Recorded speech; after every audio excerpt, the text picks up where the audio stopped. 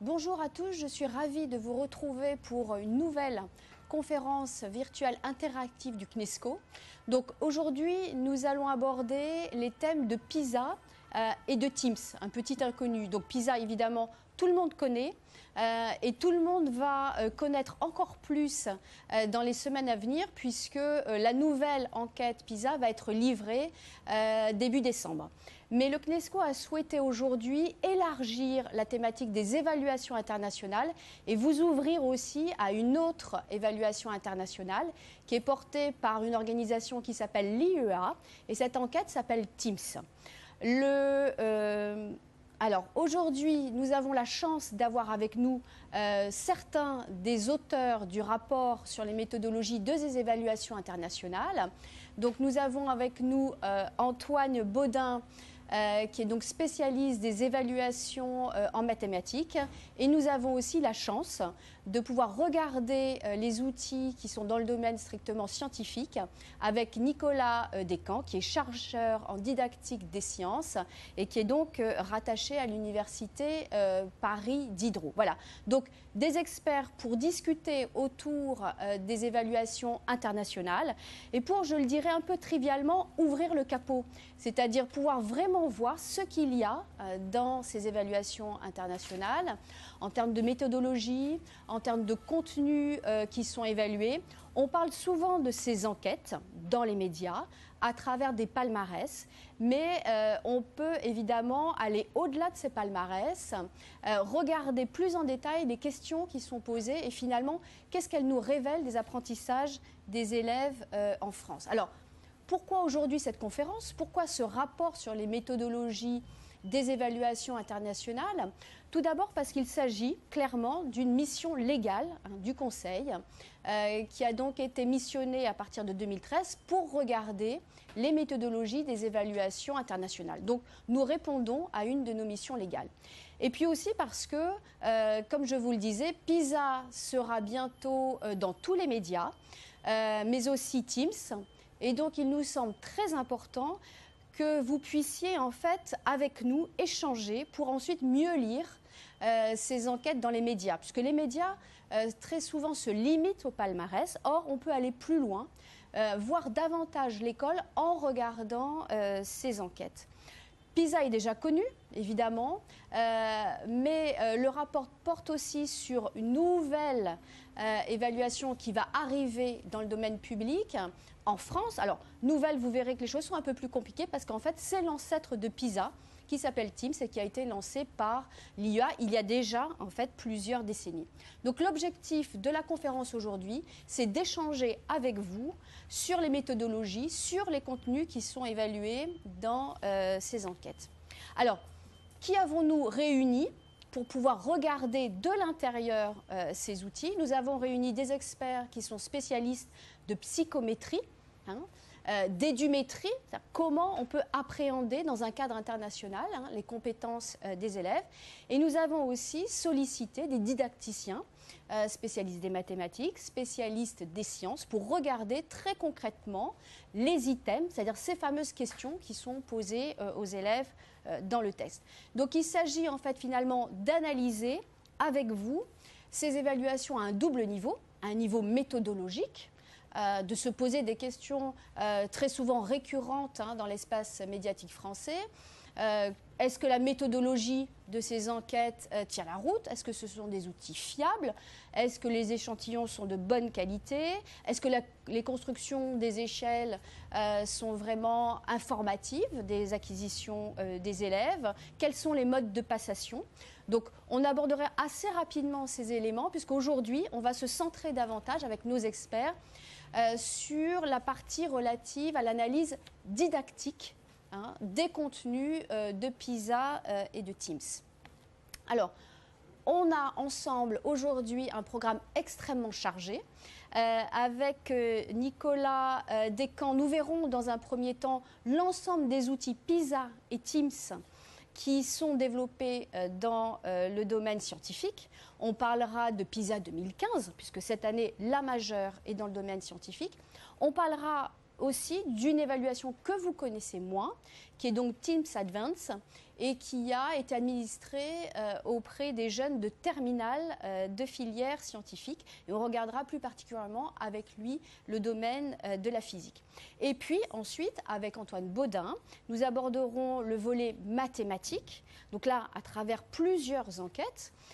Teams, donc de nouveau cette enquête que l'on connaît beaucoup moins en France, qui a été donc administrée à un double niveau auprès des élèves de CM1 et puis aussi auprès de ces élèves de terminale scientifique. Et puis nous reviendrons évidemment aussi avec Antoine Baudin sur PISA 2015 autour de la littératie en matière de mathématiques, même si ça n'est pas cette année la majeure. Alors, regardons de façon transversale ces outils internationaux, donc ces enquêtes PISA et ces enquêtes Teams. Je dirais que pour les comprendre, un peu d'histoire va nous aider. On connaît PISA. PISA arrive dans les années 2000 en France et puis l'ensemble des pays de l'OCDE. On connaît moins en fait l'ancêtre des enquêtes internationales. Et donc, repartir de ces histoires va nous faire comprendre les différences entre ces deux grandes enquêtes qu'on va regarder ensemble aujourd'hui. C'est l'histoire. L'histoire commence dans les années 50 avec un groupe, je dirais, de chercheurs un peu fous qui ont l'idée quelque peu utopique à l'époque de créer un grand laboratoire mondial de façon à regarder les pratiques éducatives dans les classes, comment les enseignants enseignent dans différents pays, de façon à alimenter une recherche qui va pouvoir mettre en évidence des pratiques pédagogiques qui sont davantage efficaces que d'autres. Donc vous voyez, c'est au départ un rêve de scientifiques un peu fous qui se réunissent donc en Europe, à Hambourg, dans la fin des années 50. Ils développent un pilote, qui a beaucoup de succès, qui est assez robuste scientifiquement, mais malheureusement, ils n'ont pas d'argent pour lancer à grande échelle une enquête. Et c'est assez paradoxalement un événement qui n'a rien à voir avec l'éducation qui va leur apporter ces financements. C'est le lancement du satellite Sputnik par les soviétiques en 1957, donc dans le cadre de la guerre froide et de la course à la conquête spatiale, qui va provoquer et donner les financements à cette enquête. Pourquoi ? Parce que les Américains sont ulcérés d'avoir perdu cette première étape de la conquête spatiale. Ils commencent à s'interroger sur le système éducatif, se demander si on enseigne bien les sciences et les maths dans les écoles américaines, et donc ils veulent pouvoir se comparer avec ce qu'on appelait alors les soviétiques. Et donc ils vont décider de financer cette enquête, d'apporter les premiers fonds à cette enquête. Et donc, il faut bien avoir conscience que ces premières enquêtes internationales se développent réellement dans un contexte géostratégique de compétition, de guerre froide, avec l'objectif vraiment de se mesurer entre États. Et donc, on a là, clairement, dans ces enquêtes, dès le début, des tensions qu'on va retrouver par la suite, tensions entre un rêve de chercheurs, qui consiste vraiment à regarder dans le détail les pratiques pédagogiques et en tirer des enseignements pour les praticiens et pour lesquels finalement créer des palmarès n'a pas de sens. Et puis des financements qui sont apportés par des États qui, eux, veulent se mesurer. Et donc, d'où cette récurrence des palmarès et d'où aussi cette richesse des enquêtes que l'on va aujourd'hui discuter ensemble. Donc vous voyez que Teams, qui est l'ancêtre de ces premiers pilotes dans le domaine scientifique et mathématique, Teams se développe sur ce premier courant qui vise principalement à regarder ce qui se passe dans la classe, ce qui se passe en matière de pratique pédagogique.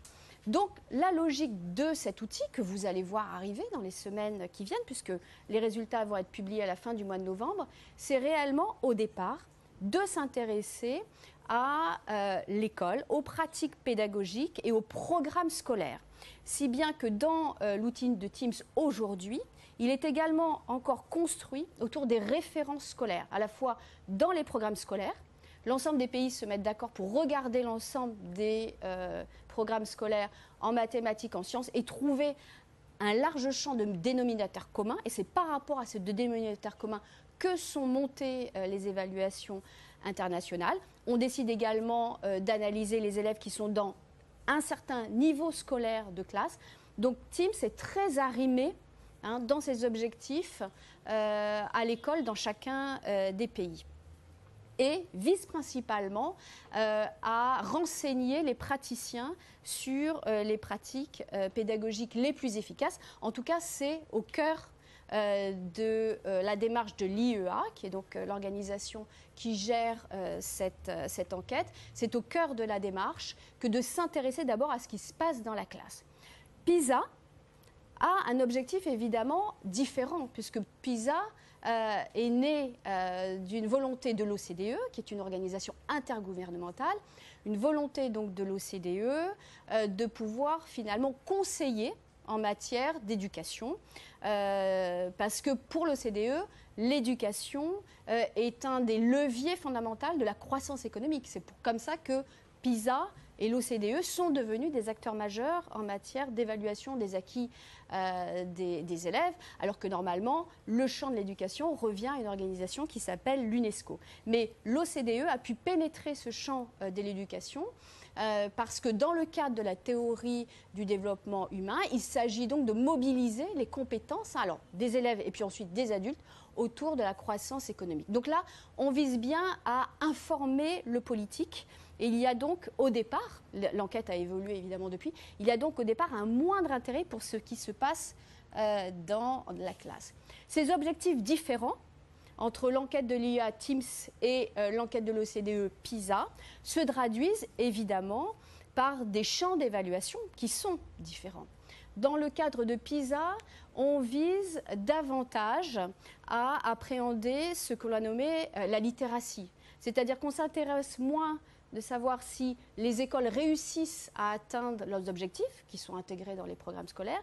On s'intéresse davantage aux compétences en fin de scolarité obligatoire, qui sont celles des jeunes dans les domaines donc, de la compréhension de l'écrit, de la culture mathématique et de la culture scientifique. Donc il s'agit principalement, non seulement de voir évidemment si les élèves ont certaines connaissances, mais de voir s'ils sont capables de mobiliser ces connaissances dans le cadre de résolution de problèmes qui peuvent être intégrés à la vie quotidienne. Donc il s'agit vraiment de savoir comment des élèves, en fin de cursus, en fin de scolarité obligatoire, peuvent mobiliser ce qu'ils ont appris dans le cadre scolaire. Vous avez compris que TIMSS, l'ensemble de la famille TIMSS, que nous allons voir avec nos experts, s'intéresse davantage, évidemment, aux connaissances en matière de sciences et en matière de mathématiques et sont davantage arrimés au programme scolaire dans chacun des pays. Donc, très rapidement, vous voyez qu'en regardant chacune des enquêtes, on comprend qu'il n'y a pas d'évaluation qui soit neutre. C'est-à-dire que, ça je reviendrai sur ce point en conclusion, finalement chacune des évaluations nous donne à voir une vision différente, une entrée différente dans les écoles françaises et puis de l'ensemble des pays de l'OCDE. Donc on a bien dans chacune de ces enquêtes des pilotes qui sont différents. PISA, l'OCDE, organisation intergouvernementale, TIMSS, l'IEA, organisation scientifique non gouvernementale, financée au cas par cas dans ces études. Les populations d'élèves qui rentrent dans les tests sont aussi différentes. PISA s'intéresse aux élèves de 15 ans, donc finalement un âge proche dans la plupart des pays de l'OCDE de la fin de la scolarité obligatoire. Tous les élèves de 15 ans finalement qui sont scolarisés, donc ça élimine aussi les élèves de 15 ans de certains pays émergents qui ne sont pas malheureusement scolarisés. TIMSS est davantage arrimé à l'organisation scolaire puisque selon que l'on considère TIMSS pour le primaire, ce sont les élèves de CM1 qui sont testés, et puis dans TIMSS, comme je vous l'ai dit, ce sont les élèves de filière de terminale S qui sont au cœur de l'enquête. On a des échantillons qui sont relativement semblables, donc évidemment tous les élèves ne sont pas testés, ce sont des enquêtes qui procèdent par échantillons de façon à limiter le poids du test. Sur le nombre de pays, vous voyez que c'est évidemment très différent. PISA est centré sur l'OCDE, mais a réussi à élargir très largement les pays impliqués. TIMSS, depuis le début, navigue entre des pays de l'OCDE et des pays en voie émergents, en voie de développement, etc. C'est un ensemble qui est beaucoup plus hétérogène. Dans TIMSS Advanced, pour les terminales, il n'y a que 9 pays. Les périodicités sont aussi différentes. tous les 3 ans, on retrouve PISA. C'est un cycle régulier et c'est très important d'avoir une enquête régulière qui permet finalement à chaque fois de tester un domaine de compétences différent. Donc cette année, la majeure sera sur les compétences et la culture scientifique. Pour Teams, c'est tous les 4 ans et pour Teams Advance, vous voyez que c'est irrégulier. Les dates de création, donc 2000 pour PISA, vous le savez. Et donc, comme je vous l'ai dit, Teams est antérieur. Donc, Teams existe depuis 1995, mais les enquêtes de l'UEA depuis les années 60-70. Alors, la France, elle a participé dès le début à ces grandes enquêtes de l'UEA. On peut dire que ça fait partie des pionniers de ces enquêtes. Elle a malheureusement abandonné le train de l'IEA pour, à partir des années 2000, rejoindre celui de PISA. Mais on voit qu'il y a un retour, et c'est plutôt positif, je pense, pour l'école française, que d'avoir différents points de vue sur les compétences des élèves. Les domaines évalués, donc je l'ai déjà dit, ils sont larges du côté de PISA, plus recentrés du côté de Teams. Il faut savoir que l'IEA développe aussi d'autres enquêtes, au-delà de Teams, sur d'autres dimensions de l'école, par exemple l'éducation à la citoyenneté. Les contextes des exercices, d'un côté des situations très concrètes, comment les élèves peuvent mobiliser leurs connaissances dans le cadre de situations concrètes, de l'autre côté davantage des situations scolaires, c'est-à-dire des situations qui ressemblent aux conditions d'apprentissage des élèves. Donc les champs évalués, les compétences utiles pour le citoyen, on peut presque dire que PISA a réussi à délimiter un socle commun, je dirais, propre à l'ensemble des pays de l'OCDE, alors que du côté de Teams, on reste, je l'ai dit, très arrimé aux disciplines. On a des questionnaires aussi contextuels qui sont différents. Vous l'avez compris, dans PISA, on s'intéresse aux élèves, bien sûr, à leurs compétences. Donc, il y a des tests qu'on dit cognitifs. On essaye de voir quelles sont leurs compétences. Il y a des textes, il y a également des questionnaires qui sont contextuels. On pose un certain nombre de questions aux élèves et c'est particulièrement important dans le domaine de la culture scientifique, puisqu'on s'intéresse non seulement, mais Nicolas Descamps va nous le dire plus en détail, non seulement aux compétences et à la mobilisation des compétences scientifiques, mais également, il y a tout un champ de l'enquête qui s'intéresse aux attitudes des jeunes vis-à-vis de la science et même à leur capacité, aux volontés d'engagement, notamment, je pense, par rapport au développement durable. Donc, on a des questionnaires qui sont riches. On a des questionnaires aussi établissements dans PISA et longtemps, on n'a pas eu de questionnaire enseignant puisqu'on se préoccupait finalement plus marginalement des pratiques pédagogiques. Du côté au contraire de Teams, évidemment, c'est ce qui se passe dans la classe, l'élève et l'enseignant qui sont au cœur de la logique. Au départ, on avait vraiment 2 enquêtes très différentes et puis on voit que finalement, avec le temps, ces enquêtes vont se rapprocher dans ce qu'elles cherchent à analyser. Des méthodologies qui sont par contre proches, autant il peut y avoir des différences vraiment dans les logiques, dans les objectifs, dans les philosophies, dans les outils contextuels entre les 2 enquêtes. En ce qui concerne les méthodologies, on peut dire que l'IEA et toute la lignée des enquêtes autour des mathématiques et des sciences ont vraiment créé un background en matière de psychométrie. Donc aujourd'hui, on est vraiment sur des enquêtes qui ont derrière elles, en termes de recul et de fiabilité, plusieurs décennies. PISA s'est largement, évidemment, inspiré des avancées de l'UEA et puis des enquêtes qui étaient avant Teams. Donc des modèles statistiques aujourd'hui de haut niveau. Au cœur aussi de ces méthodologies de psychométrie, cette notion de double échelle. Les compétences des élèves sont évidemment très difficiles à appréhender et il s'agit finalement de les appréhender à travers des outils qui arriment chacun des items, c'est-à-dire chacune des questions posées aux élèves à des niveaux de difficulté. Et c'est l'ensemble des résultats, ces items, qui vont créer le score de l'élève et puis ensuite le score du pays.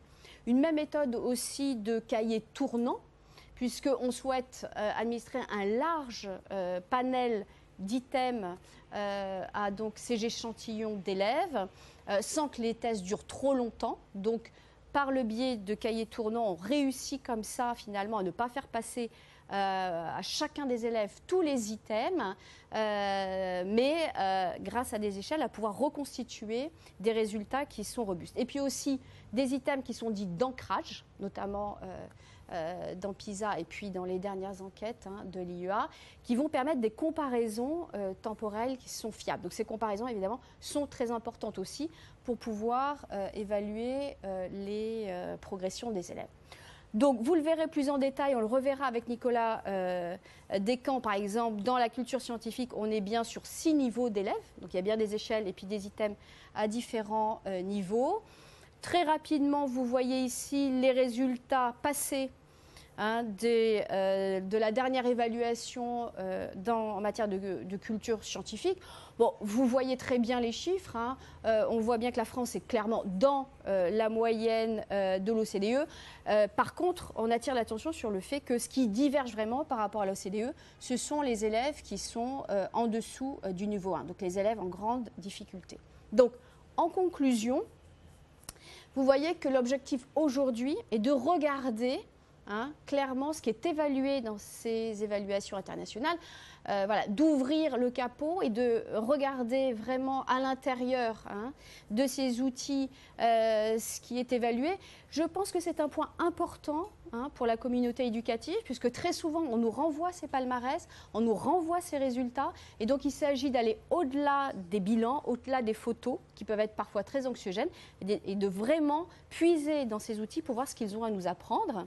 Donc on a eu la chance d'avoir accès à l'ensemble des items qui constituent ces tests. Donc les chercheurs ont vraiment pu travailler sur l'ensemble des questions, et c'est un point important, parce qu'ils ne sont pas libérés, ce qui n'empêche pas qu'il y a quand même une grande transparence dans les données. Toutes les données PISA sont en ligne et accessibles aux chercheurs. Donc c'est un outil qui est très transparent et très partagé. Ce que nous montre aussi cette comparaison entre les outils, c'est que finalement aucune évaluation isolée, seule, ne peut nous donner un état des lieux de l'école française. C'est très important. Pour regarder l'école française, nous devons regarder et prendre en compte un ensemble d'évaluations. Parce que vous avez compris que TIMSS regarde davantage les objectifs scolaires des élèves. PISA va regarder davantage si finalement un socle commun est atteint à la fin de la scolarité obligatoire. Donc il faut bien croiser l'ensemble de ces regards. Nous avons aussi une grande richesse en termes d'évaluation nationale. Donc posons des diagnostics à partir d'un croisement de ces différents regards. C'est ce que le CNESCO a déjà fait dans ce rapport sur les inégalités sociales à l'école. Nous avons posé la question de savoir si est-ce que les inégalités sociales que l'on voit dans PISA, nous les retrouvons dans des outils qui sont nationaux. Et la réponse a été oui.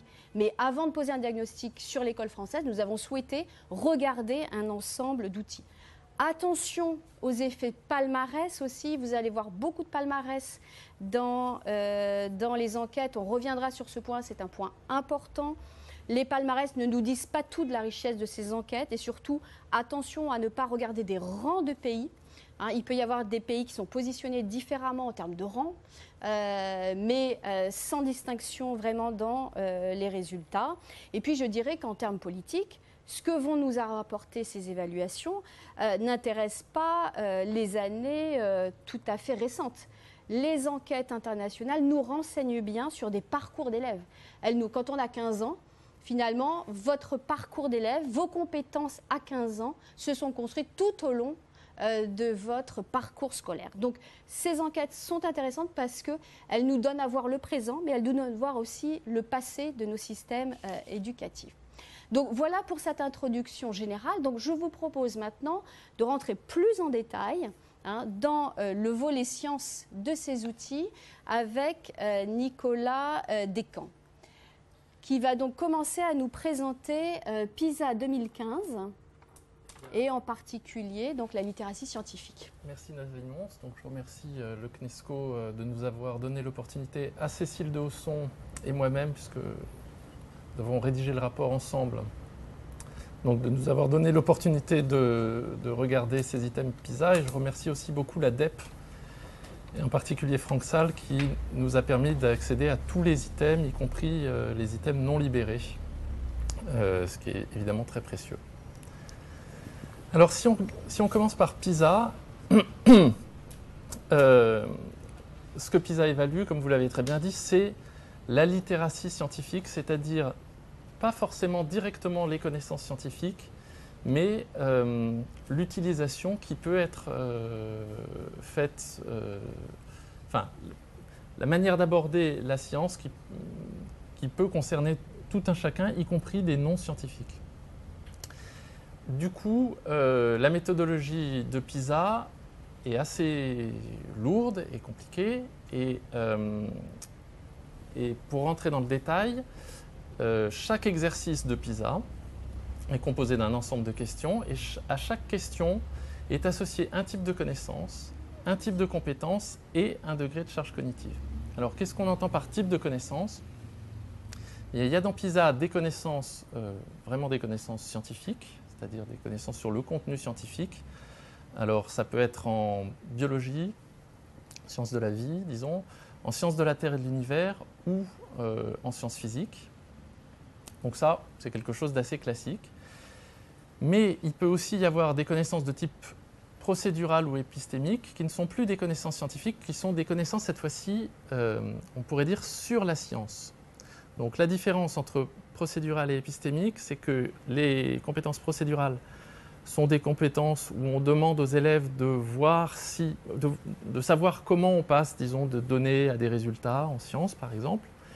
Les données épistémiques sont plus, les connaissances épistémiques sont plus des connaissances où on demande aux élèves de savoir ce qui relève par exemple, du champ des sciences ou ce qu'est une théorie, ce qu'est un modèle, des choses comme ça. Donc ça, c'est pour chaque exercice et pour chaque question dans PISA, on peut dire que chaque question interroge une de ces connaissances. Par ailleurs, l'évaluation se fait par compétence, c'est-à-dire que toujours pour chaque question, PISA va déterminer si la question relève plutôt de l'explication d'un phénomène de manière scientifique, s'il s'agit plutôt de savoir évaluer ou concevoir des recherches scientifiques, ou s'il s'agit d'interpréter des données scientifiques. Et en plus de ça, pour chacune de ces questions PISA, il y a un degré de charge cognitive qui est proposé.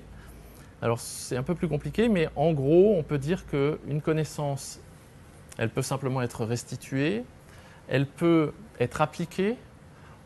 On peut demander aux élèves de raisonner sur ces connaissances. Donc on voit que pour une même connaissance, disons, l'action de l'élève, l'activité de l'élève n'est pas la même.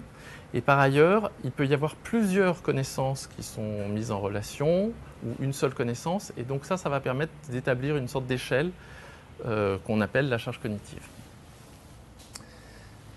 Alors, il y a des spécificités pour PISA 2015. Et la première de ces spécificités, c'est que l'environnement de passation est entièrement informatisé.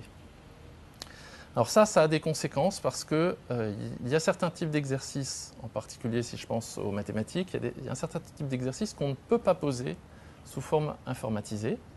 Par exemple, ça va être difficile de demander à des élèves de faire tracer une courbe ou des choses comme ça. À l'inverse, il y a un certain nombre d'exercices qu'on ne peut évidemment pas poser si l'environnement n'est pas informatisé. Donc là, pour les sciences, il y a une grande partie de PISA qui est consacrée à l'utilisation de simulateurs. Et ça, évidemment, ça n'aurait pas été possible si l'environnement n'était pas informatisé. Donc c'est un choix qui est probablement pertinent compte tenu de l'évolution actuelle de la société, mais ça conditionne évidemment le type de question qui peut être posée dans PISA.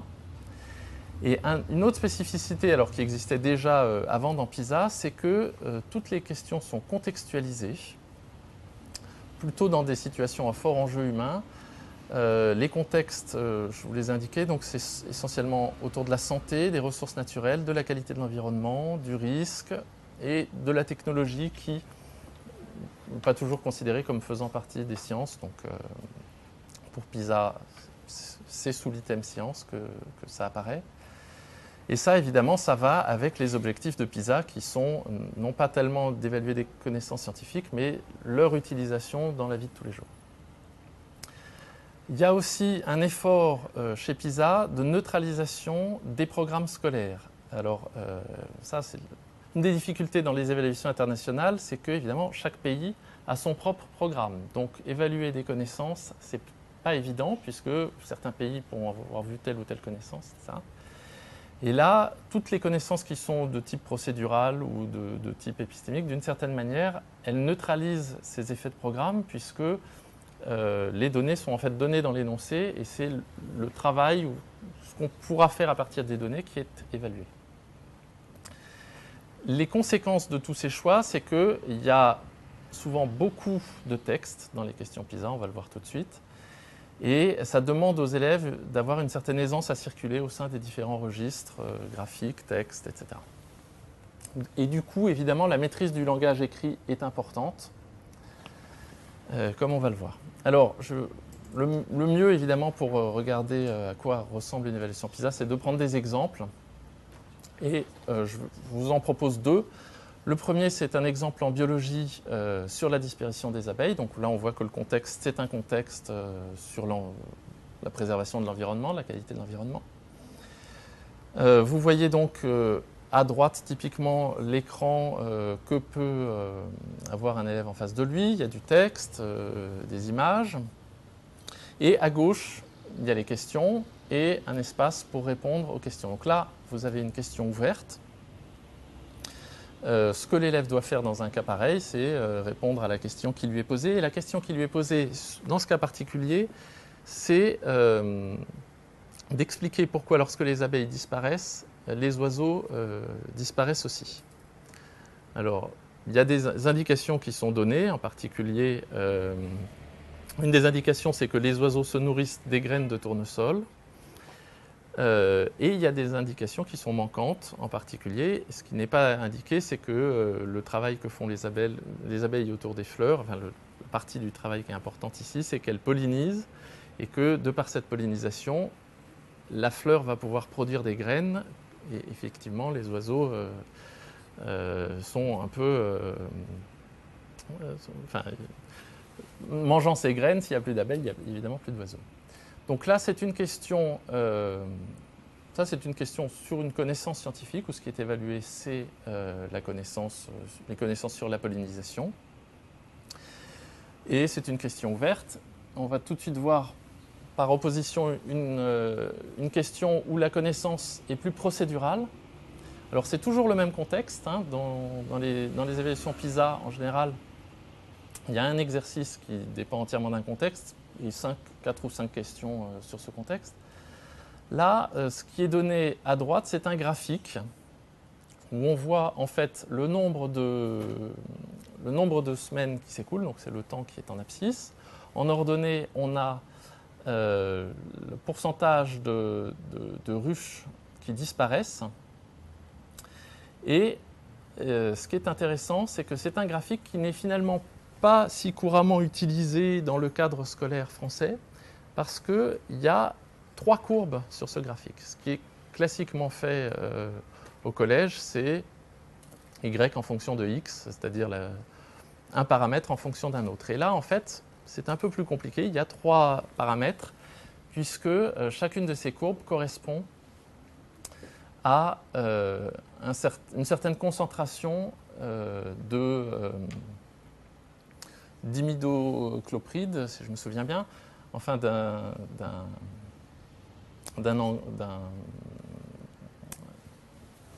insecticide. Et donc, ce qui est demandé aux élèves, c'est en fait d'interpréter les résultats de ce graphique. Donc, dans ce cas-là, toutes les données sont dans le graphique. Et il faut qu'ils sachent dire donc, qu'est-ce que recherche le chercheur en faisant cette étude. Donc ici, c'est de regarder l'influence de la concentration de cet insecticide sur la vie des abeilles. Voilà, donc ça, c'est ce qu'on appellerait une connaissance procédurale. Alors, je vais prendre un deuxième exemple.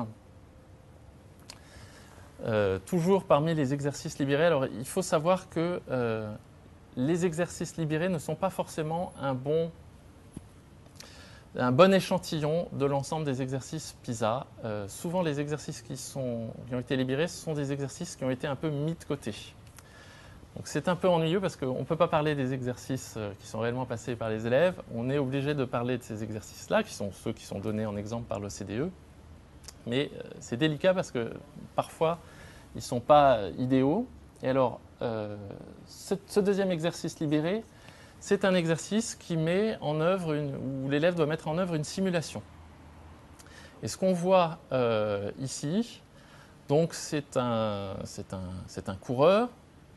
Ce coureur court dans un certain nombre de conditions, donc de température et d'humidité de l'air.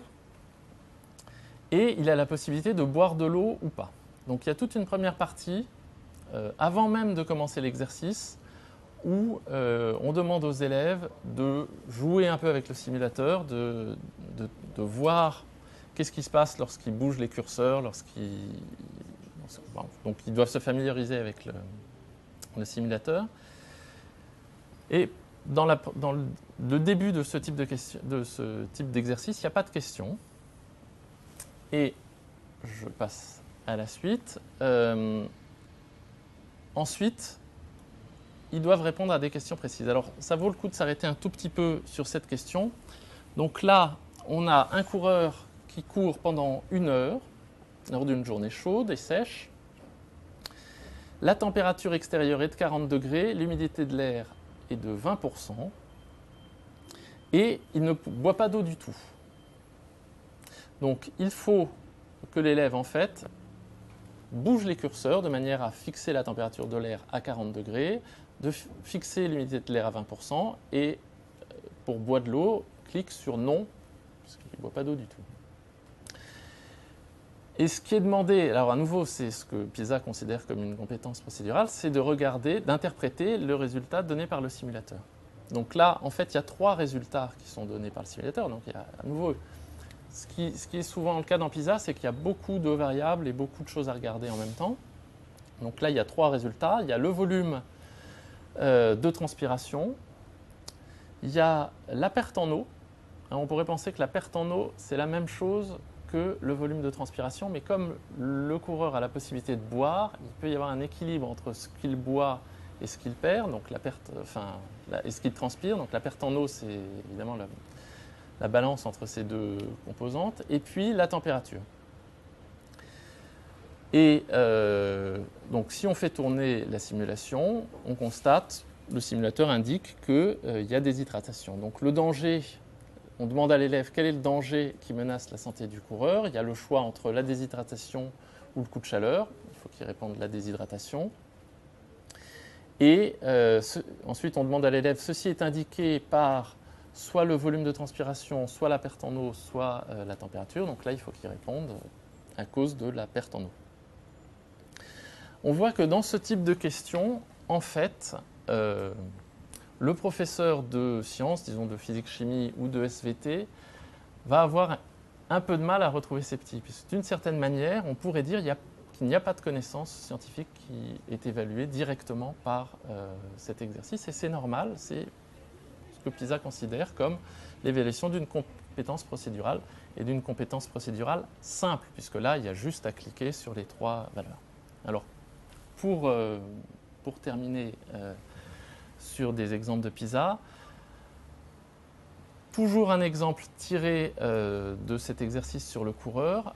Là, où il y a toujours, en fait, dans cet exemple, il y a 2 questions. Il y a une première question sur l'évaluation d'une compétence procédurale, mais d'une compétence procédurale plus complexe, puisque cette fois-ci, ce qui est demandé au coureur, c'est moins directif, c'est-à-dire qu'on précise que l'humidité de l'air dans cette deuxième question est de 60%. On précise rien, je crois, c'est ça, sur le fait que le coureur boit de l'eau ou ne boit pas d'eau. Et on demande ce qui se passe pour le volume de transpiration. Qu'est-ce qui se passe pour le volume de transpiration lorsque la température augmente? Donc il n'y a pas de donnée précise de température qui est donnée. Il va falloir que l'élève fixe les paramètres que sont l'humidité de l'air et le fait que le coureur boive de l'eau ou pas, et qui s'amuse à faire varier la température de l'air pour voir quelle est la conséquence sur le volume de transpiration. Donc c'est toujours une connaissance procédurale qui est évaluée, c'est-à-dire il n'y a toujours pas directement de connaissance scientifique, mais c'est d'un niveau cognitif un peu plus élevé. un niveau de charge cognitive un peu plus élevé. Et associé à cette question, il y a pour le coup une question que PISA indique comme étant une question sur une connaissance scientifique qui est, eh bien, quelle est la raison biologique pour laquelle cet effet se produit? C'est-à-dire pourquoi est-ce que lorsque la température extérieure augmente, on transpire plus? Et donc là, il faut que l'élève sache que la transpiration est un des moyens que le corps humain possède pour réguler sa température et faire baisser sa propre température. Connaissance qui est d'ailleurs un peu à cheval entre la biologie et la physique, puisqu'en fait, on voit ça aussi en physique que lorsque de l'eau s'évapore, ça fait baisser la température de l'eau qui est restée liquide. Voilà, donc les exercices libérés ne donnent, je l'ai déjà dit, qu'une vision partielle des exercices de l'évaluation effective. En particulier, ce que je vous ai montré ici, c'était des exercices qui évaluaient des connaissances scientifiques et des exercices qui évaluaient des connaissances procédurales. Je n'ai pas montré d'exercices qui évaluaient des connaissances que PISA qualifie d'épistémiques, pour une bonne raison, c'est qu'il n'y en a pas dans les exercices libérés. Et il y en a dans les exercices non libérés. Donc il y a un nombre important de questions en lien avec la nature de la science. Par exemple, est-ce que telle ou telle question relève du champ des sciences? Voilà, des questions comme ça, il y en a dans PISA, elles ne sont pas dans les exercices libérés. Ce que les exemples montrent bien, c'est que les attendus diffèrent pas mal des pratiques habituelles en classe de sciences, et ça, c'est en fait voulu par PISA, puisque c'est pas ce que PISA évalue. Ce qu'on peut constater sur les exemples que j'ai donnés, c'est qu'il n'y a pas du tout de calcul en particulier. Alors c'est sans doute aussi voulu, probablement que les concepteurs considèrent que les calculs, c'est plutôt pour des choses qui servent aux gens qui vont ensuite faire des sciences, pas des choses qui vont servir à tout citoyen. Bon, ça peut se discuter. Et ce qu'on voit aussi, c'est qu'il y a beaucoup d'optimisation dans ces questions, en particulier des questions liées, toutes les questions liées aux simulations. Et ça, c'est un peu spécifique aussi. Ça relève peut-être plus de la technologie que des sciences à proprement parler. Enfin, si on faisait une séparation nette entre ces deux choses-là. Voilà. Le fait que tout soit évalué dans des contextes particuliers, c'est aussi important. Parce qu'on sait depuis longtemps en didactique que évaluer une connaissance dans un contexte, disons, un peu abstrait, comme c'est souvent fait en classe de sciences, pas toujours, hein, mais ça peut être fait encore en classe de sciences, c'est assez différent que de l'évaluer dans un contexte particulier qui peut être de la vie de tous les jours. Ça peut être parfois plus facile d'évaluer les choses dans un contexte de la vie de tous les jours. On peut même parfois savoir répondre à une question dans la vie de tous les jours sans utiliser ses connaissances scientifiques. À l'inverse, ça peut être parfois plus difficile. Il y a des choses qui peuvent être un peu des sortes de pièges. Donc ça, il faut en tenir compte aussi. Et en fait, il faudrait presque regarder question par question les taux de bonne réponse des élèves pour pouvoir vraiment dire des choses fines sur ce que les élèves savent. Voilà. J'en ai à peu près fini pour PISA. Je vais passer à TIMSS Advanced en physique. Donc TIMSS Advanced, effectivement, ça s'adresse à des élèves qui sont en terminale de série scientifique, alors que PISA, ça s'adresse à des élèves de fin de collège. Et les objectifs ne sont pas du tout les mêmes. Et les contextes ne sont pas du tout les mêmes non plus. TIMSS Advanced est disciplinaire et a choisi de se focaliser uniquement sur la physique. Il n'y a pas de TIMSS Advanced en biologie. Et il n'y a même pas de TIMSS Advanced en chimie, hein, puisque en France, on enseigne en général physique et chimie ensemble. Donc ça peut paraître un peu particulier dans le contexte français. C'est vraiment uniquement de la physique. Et à l'intérieur de la physique, il y a 3 thèmes qui sont privilégiés, qui sont mécanique et thermodynamique, électricité et magnétisme, et physique ondulatoire et atomique. Donc ça, c'est les 3 thèmes généraux. Donc on voit à nouveau que c'est très différent de PISA, puisque PISA, c'est des contextes, santé, environnement, etc. Là, c'est des thèmes clairement de la physique. Et puis, ce qui relevait du domaine ce qui était appelé niveau de charge cognitive sous PISA, correspond à peu près, alors c'est un peu différent, mais chez Teams, à 3 domaines cognitifs qui sont connaître, appliquer et raisonner. Donc on peut dire que du point de vue du cadre méthodologique, Teams est plus léger. Hein. PISA est très... enfin, c'est un peu lourd de rentrer dans l'ensemble des détails. Il y a vraiment des compétences, des connaissances, des niveaux de charge cognitive, etc. Plus différents thèmes. Dans Teams, il y a 3 thèmes et 3 domaines cognitifs. Il y a d'autres grosses différences entre Teams et PISA. La première, c'est que la passation dans Teams est manuscrite. Alors, les calculatrices sont autorisées. Bon, elles le sont aussi dans PISA. Mais dans le cadre d'une passation manuscrite, c'est important de le signaler. Dans PISA, on avait vu que les connaissances étaient fournies au fur et à mesure des questions, hein, pour que les élèves sachent exactement ce dont ils ont besoin à chaque fois. Là, il y a un formulaire qui est fourni au début de chaque cahier de Teams, mais il est fourni une seule fois au début et plus au cours des questions. Donc, c'est quand même assez différent. Ça veut dire que les élèves doivent au moins savoir que certaines formules existent, même s'ils ne les connaissent pas par cœur, ils peuvent s'y référer, mais ils doivent savoir qu'elles existent. Les constantes physiques également sont fournies dans la partie introductive des cahiers. Il y a toujours des exercices de type QCM et des questions ouvertes. Et une grosse différence, hein, il y avait très peu de calculs dans PISA, c'est que dans Teams, il y a quand même pas mal d'endroits où il y a des calculs qui sont nécessaires, donc des savoir-faire mathématiques nécessaires pour pouvoir répondre correctement.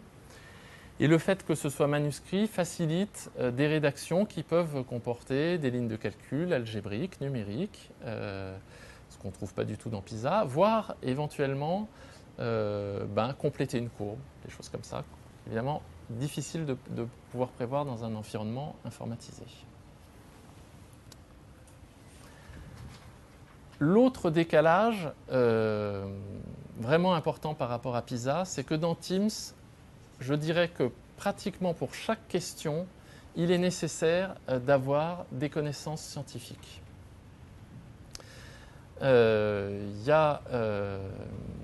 Dans PISA, on a vu qu'il y avait des questions qui portaient sur des connaissances procédurales dont on pouvait dire qu'on pouvait y répondre sans avoir aucune connaissance scientifique.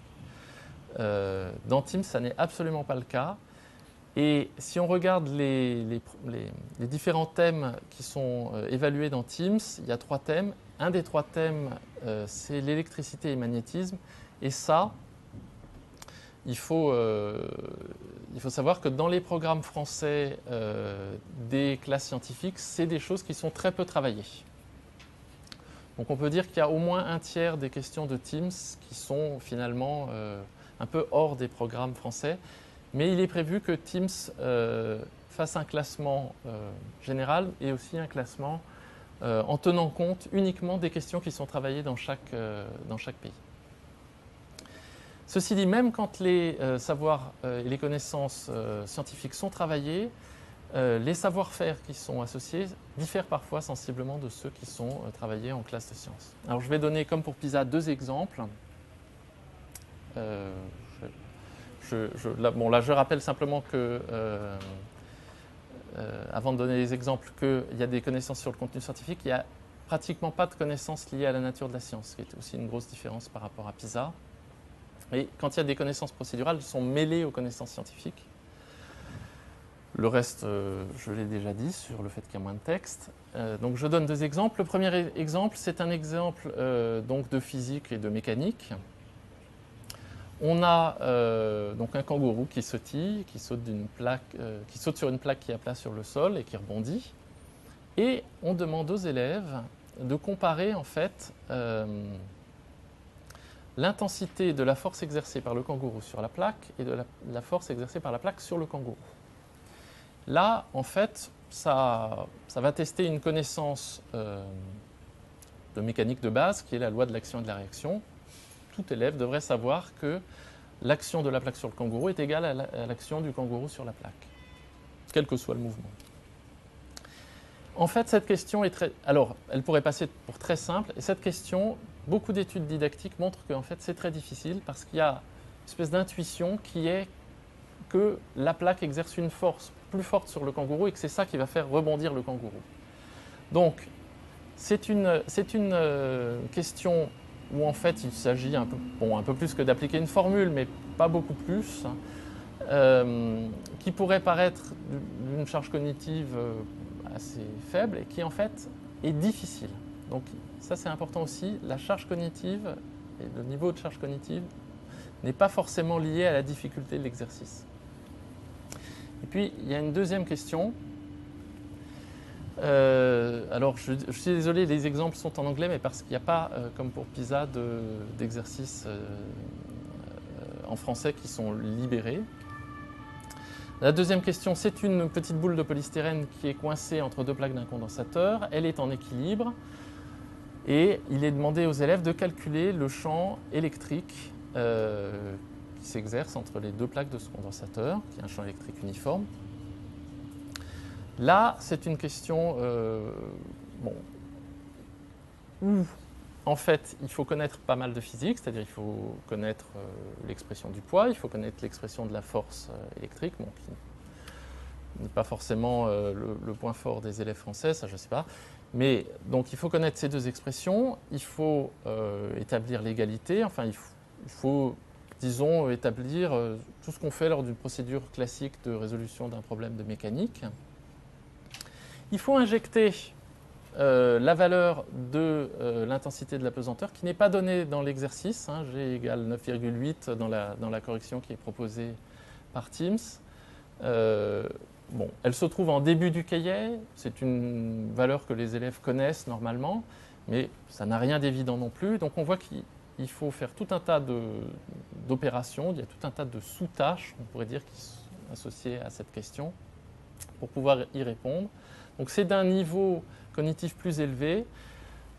Est-ce que ça veut dire que cette question est plus difficile? Alors pour les élèves français, certainement parce que la partie électricité-magnétisme est peu vue. Pour un élève qui a été entraîné à ce type de question, ce n'est pas forcément une question très difficile. On le sait, les résultats didactiques. En fait, il suffit d'appliquer un certain nombre de recettes classiques pour trouver l'expression du champ. Donc on voit là, évidemment, il y a beaucoup de calculs et on voit, je pense bien, sur ces deux exercices, les différences qui existent entre l'évaluation PISA et l'évaluation de Teams. Voilà. Merci beaucoup Nicolas Descamps pour ces précisions. Donc on voit bien que lorsqu'on regarde, non pas seulement les items libérés, mais lorsqu'on a la chance d'accéder à l'ensemble des items, on a aussi une autre vision de ces enquêtes. Donc on pourrait peut-être suggérer du coup à l'OCDE d'en libérer davantage, d'en produire et d'en libérer davantage, puisqu'on voit bien que lorsqu'on regarde plus en détail, on a finalement une vision plus claire de ce qui est... J'en profite d'ailleurs pour remercier l'OCDE et l'UEA qui nous ont donné accès en toute transparence à ces items. Donc, je pense que le travail que vous avez réalisé, qui sera disponible dans un rapport, donc tous nos éditeurs pourront aller plus loin, regarder plus en détail évidemment toute l'analyse. On est obligé de passer évidemment assez vite sur ce temps de 2 heures. Mais en tout cas, le travail que vous avez fait me semble très important puisque ça permet de renvoyer aux professionnels de l'éducation ce sur quoi vraiment les élèves sont testés. Et puis, ces différences, elles sont très marquantes à vous écouter, ces différences vraiment de philosophie et d'objectifs entre les deux évaluations. Alors là, d'autant plus que vous avez pris finalement PISA culture scientifique, donc finalement fin de la scolarité obligatoire, je dirais un socle commun décidé de façon internationale, et puis opposé à une évaluation sur les terminales S, où on se rend compte que là, oui, on veut quand même savoir si des gens ont les bonnes connaissances, enfin voilà, puisque normalement une partie se destinerait finalement à des carrières scientifiques. Ça vous a marqué vraiment ces différences? Oui, je pense que c'est important de lever les malentendus parce qu'on dit que ces études évaluent les connaissances en sciences et en fait, elles font des choses très très différentes. Il y a peut-être que les professeurs se reconnaîtront plus facilement dans une enquête de type Teams, puisque finalement elle évalue un peu ce que le type d'exercice ou des types d'exercices qui sont plus proches de ce qu'ils ont l'habitude de donner à leurs élèves. PISA évalue vraiment la littératie, enfin ce qu'ils appellent la littératie scientifique, c'est-à-dire la capacité d'un citoyen à se débrouiller face à des chiffres, un tableau dans la vie de tous les jours. Voilà. Et ça crée des malentendus, je pense. Il y a une sorte de pas de côté des exercices de PISA par rapport au programme scolaire, et on peut dire que c'est assez normal. Alors il y a des pays qui ont Donc on est dans une logique de socle commun aussi qu'on peut avoir en France, avec toute la difficulté d'installer aussi le socle commun, c'est-à-dire un socle finalement de connaissances, compétences qu'on doit avoir à la sortie de l'enseignement obligatoire. On pourrait dire ça. Je pense que c'est la grande différence. Il y a des questions qui nous sont posées. Alors, sur Teams Advance, le fait que les formats de cursus au lycée, alors Teams Advance en sciences et puis en mathématiques, le fait que les formats de cursus au lycée soient différents selon les pays, est-il une variable à prendre en compte? Alors, oui, de façon évidente. Alors, il faut rappeler qu'il n'y a que 9 pays qui vont passer cette enquête. Alors, avec justement des structures. Alors, par format de cursus de lycée, j'entends que l'auditeur nous interroge sur le poids, finalement, l'organisation en filière et puis le poids de chacune des filières. On sait que la Terminale S recrute très largement par rapport à des filières plus spécialisées. Un simple exemple, en 1995, pour TIPS Advance, la France a présenté 20% des élèves qui étaient en lycée. La Russie en a présenté 2%. On imagine que la comparaison, qui pourtant était en faveur de la France, demandait à être pondérée par ses effectifs. Donc il faut bien regarder. Et par ses structures aussi. Nous, on avait 6 heures de maths plus 2 en spécialité, et eux en avaient plus. Oui, il y a le nombre, il y a le pourcentage d'élèves, il y a le nombre d'heures pour chacune des filières, et puis il y a aussi les programmes qui peuvent différer sensiblement. Autant pour la scolarité obligatoire, il y a une sorte de programme commun. Là, force est de constater que les orientations des programmes français peuvent être assez différentes de l'orientation de TIPS. Alors ça nous amène justement à une autre question qui est aussi pertinente, puisque même lorsqu'on regarde finalement Teams, on se rend compte que, bon, certes c'est arrimé au programme scolaire, mais ça ne peut pas être arrimé au programme scolaire de chacun des pays, c'est arrimé au programme d'un dénominateur commun de l'ensemble des programmes scolaires. Donc finalement, quand on dit que certaines enquêtes ne tiennent pas compte, enfin en tout cas intègrent des items qui ne seraient pas dans les programmes, ça nous renseigne autant sur l'évaluation que sur les programmes en eux-mêmes, leur pertinence. Enfin, pourquoi est-ce qu'on peut être en décalage alors qu'il y a un dénominateur commun de programmes qui vont dans un sens. Est-ce qu'il y a des choses particulières qui vous ont marqué alors peut-être en regardant peut-être maths et puis physique. Peut-être moins en maths, mais en physique, effectivement, le fait qu'il y ait pratiquement plus d'électricité et beaucoup moins de choses liées au magnétisme, c'est vrai que ça interroge. Il y a plus, on enseigne plus en France la loi de Lenz, la loi de Laplace, tout un tas de choses, le champ dans un condensateur, enfin tout un tas de choses qui étaient enseignées auparavant. Et là, c'est vrai qu'il y a eu des choix assez différents en matière de curriculum scientifique. Alors du coup, on vous interroge sur ce lien entre finalement ces enquêtes et les choix dans les programmes. Alors finalement, dans l'autre sens, un auditeur nous interroge à travers la question suivante: dans quelle mesure ces enquêtes influencent-elles les choix des programmes des pays?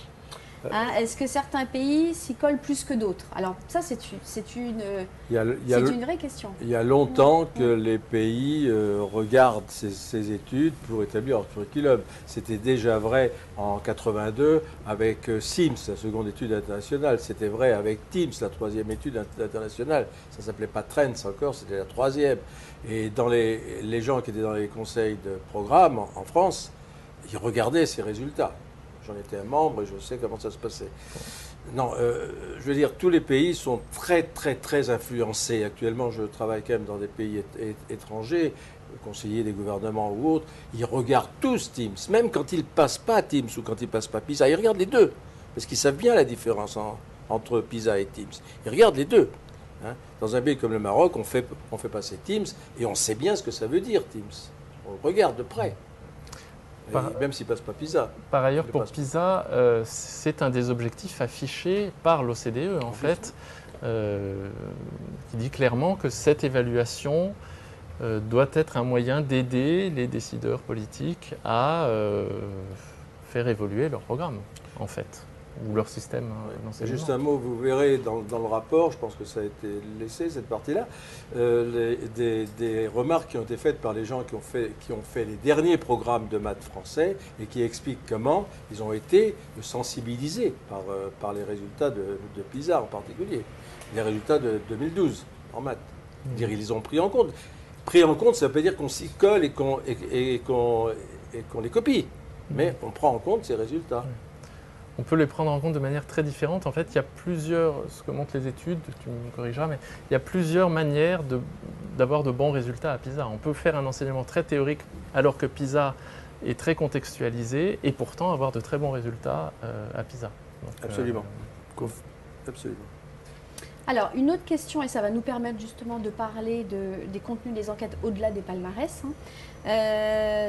Donc, autre question, existe-t-il une étude qui compare les programmes scolaires des pays? Oui. C'est vraiment le point fort de toutes les enquêtes de l'IEA. C'est justement de nous ouvrir aussi à une description des programmes scolaires. Alors vous verrez dans le rapport du CNESCO l'accès à l'encyclopédie que Teams fait, une encyclopédie qu'elle tient à jour maintenant depuis 20 ans, et qui a des notes par pays sur le curriculum de chaque pays. Alors c'est pas exhaustif bien sûr, mais ça ouvre des portes pour aller ailleurs. D'un autre côté, il y a un travail de la Commission internationale sur l'enseignement des maths qui fait aussi quelque chose de ce genre-là. Il y a vraiment on a des sources très importantes sur les rapprochements curriculaires, parce qu'en même temps, en ce moment, il y a des rapprochements curriculaires dans le monde, au moins sur les curriculums de maths. Je ne connais pas assez, excuse-moi, sur les sciences de physique, je ne connais pas du tout même. Mais en maths, il y a des rapprochements curriculaires évidents qui se font. Sur quoi, par exemple par exemple, sur l'introduction des probabilités, les développements, y compris des probabilités inférentielles ou des lois continues en probabilité, qui ne sont pas étudiés par Teams encore, parce qu'il n'y a pas assez de pays qui peuvent répondre à des questions de ce genre, mais ça va dans ce sens-là. Je veux dire, tous les curriculums essayent d'introduire ça. Je connais des pays où les statistiques n'existaient pas, c'était inconnu. Allez dans les pays du centre de l'Asie du centre, au moins, ils ne faisaient pas de statistiques. Timidement, ils rentrent en ce moment. Donc la France a été pionnière et a... Ah non, je n'ai pas dit ça. D'accord. Alors, qu'en est-il?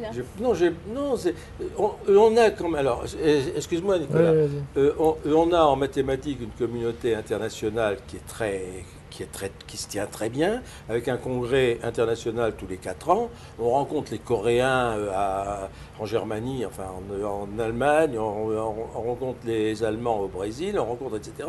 Et ça fait quand même 50 ans qu'on se rencontre et qu'on échange. Ce qui arrive en France, c'est pas quelque chose... Alors, on a été très influents, mais on n'est pas seul. On n'est pas seul. Et on va parler tout à l'heure un tout petit mot sur la didactique française. Aller dans un congrès international, la didactique française, on connaît. Alors que le Math Education américaine, c'est pas tout à fait la même chose. Pardon. Bon, c'était le coup de cocorico. Ouais. Vous avez raison, il faut aussi quand même, de temps en temps, s'auto-congratuler. Bon, écoutez, je propose qu'on passe... Alors, il y a d'autres questions, mais qu'on va en fait traiter au fur et à mesure. Elles sont générales, comment les élèves qui participent aux enquêtes sont choisis. Enfin, il y a un ensemble de questions qu'on va garder pour la fin parce qu'elles sont finalement transversales. Donc on va donner la parole à Antoine Bodin et l'équipé pour qu'il puisse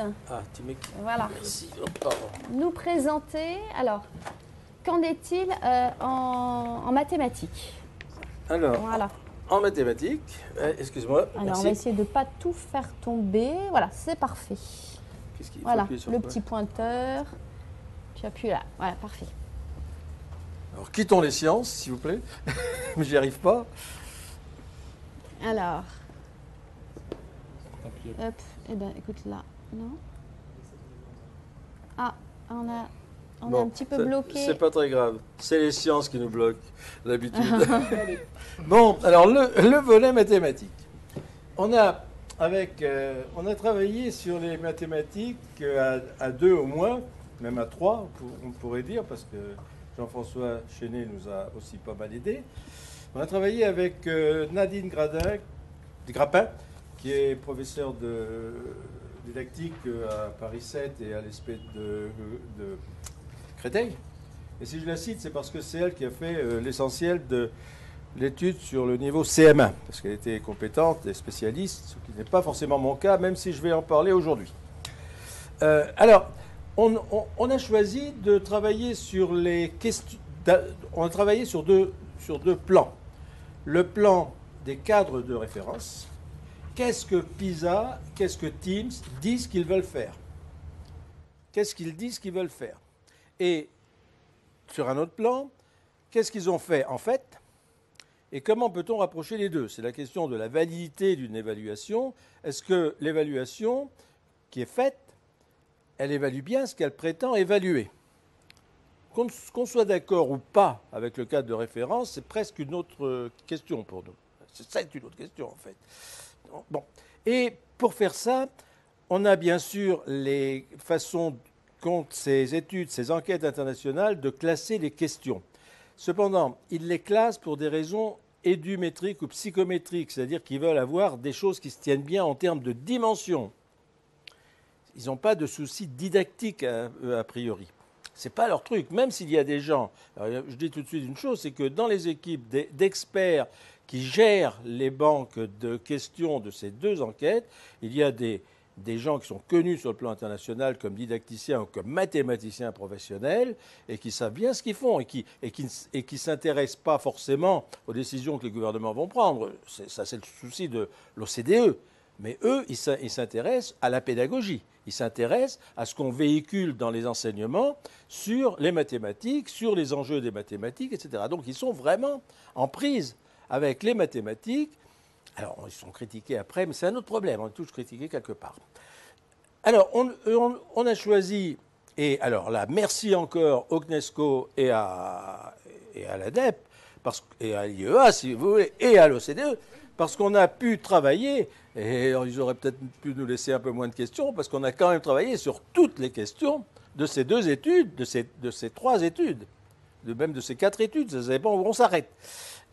Et alors, voilà. Et pour faire des comparaisons, pour pouvoir classer et comparer les choses, on a choisi une approche qui n'est pas exactement celle des auteurs de ces enquêtes, je répète, parce que nous, on avait des soucis d'ordre didactique, et eux, ils ont des soucis d'ordre édumétrique. Et ce n'est pas la même chose.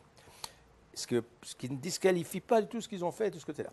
Mais nous sommes rentrés par des outils de l'analyse didactique telle qu'elle a pu être développée en France, dans des recherches, en France et aussi au Québec, après tout, et aussi dans d'autres pays, mais que l'on commence à connaître, au moins au niveau de la formation des enseignants, qui sont des outils de classification hiérarchique en termes de complexité. On est capable, avec une approximation possible, il n'y a pas de certitude là-dedans, mais ce n'est pas de l'absolu, ça a beau être scientifique ce qu'on fait, ce n'est pas sans appel. Mais les classifications des énoncés, suivant un certain degré de complexité de l'application simple, et ça, tous les enseignants s'y retrouvent toujours quand on leur parle de ça. Il y a des questions, il suffit de prendre la connaissance, l'appliquer à la situation, puis c'est fini. Il y en a d'autres, si on ne fait pas un certain nombre de détours, si on ne structure pas la situation, on ne peut rien faire. Et bon. Mais quand on veut faire une évaluation qui, par définition, doit regarder des différents niveaux, il faut être capable de classer. Et nous, on l'a fait avec une classification qui est celle de Régis Gras, qui a été travaillée pas mal en didactique des maths. On va en parler un tout petit peu après. Et puis une autre, alors qui est plus récente, due à Aline Robert au départ, encore que récent, 1998, c'est récent pour moi, mais pas pour tout le monde. C'est quand même ce travail sur la mise en la mise en fonctionnement des connaissances dans les situations. Et ce n'est pas sans rapport avec des observations qui ont été faites non seulement dans les études internationales, mais aussi dans les études nationales, où il ressort, les études de l'ADEME en particulier, qu'en France, plus que dans d'autres pays, les élèves ont des connaissances, mais ils ne sont pas capables de les mobiliser dans les situations, j'allais dire, qui ne les appellent pas. Si on ne leur dit pas, voilà, tu as un problème, utilise le théorème de machin, de Pythagore ou autre, pour résoudre ce problème, il y a un détour à faire qu'ils ne sont pas habitués à faire. Et ça, c'est frappant, et il n'y a pas que les études internationales qui montrent des choses comme ça, hein. Les études nationales le montrent aussi. Mais voilà, donc là, dans cette classification-là, on regarde la façon dont les connaissances interviennent dans les situations, ou peuvent intervenir dans les situations. Alors, il paraît qu'on...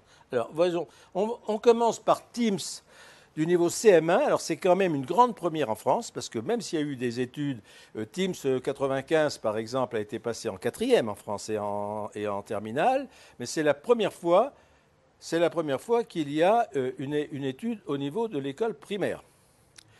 Et moi, je ne connais pas les résultats, mais je pense que ça va être intéressant de regarder, parce qu'effectivement, au niveau de l'école primaire, les curriculums peuvent être très différents selon les pays.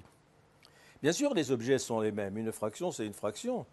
Au Japon, une fraction, c'est une fraction. Mais l'enfant de 8 ans, de 7 ans, de 6 ans, il va vous identifier tout de suite le 1,5 avec le cercle coupé en deux et le 1/4, cercle coupé en 4. Et donc, ils vont travailler sur des représentations des fractions sur lesquelles ils peuvent travailler dès 7 ou 8 ans. Alors, je ne sais pas en France où ça en est, mais je sais qu'il y a une difficulté, parce que c'est vrai que les curriculums français, depuis très longtemps, sauf erreur, on peut m'interrompre là, mais sont plus axés sur l'utilisation de la numération décimale. Après les travaux de Lebesgue en particulier, on a pensé en France que les fractions, c'était qu'on n'en avait plus besoin. Dans d'autres pays, les fractions sont omniprésentes très tôt. Je dis ça parce que nos élèves, on voit des difficultés sur des choses de ce genre-là. Les fractions, je vais vous dire un autre truc tout à l'heure, où je le dis tout de suite, il y a une dizaine de questions dans ce qu'on a pu voir, pas au niveau CM1, mais au niveau 15 ans, qui sont dues au fait tout simplement que les élèves ne savent pas calculer le périmètre d'un cercle ou l'aire d'un disque. C'est plus tellement dans nos pratiques, c'est tout. Ça ne veut pas dire qu'il suffit. Bon, voilà, c'est comme ça. Alors, ces deux questions, elles sont exemplaires de l'opposé de ce que PISA fait. C'est exactement le contraire.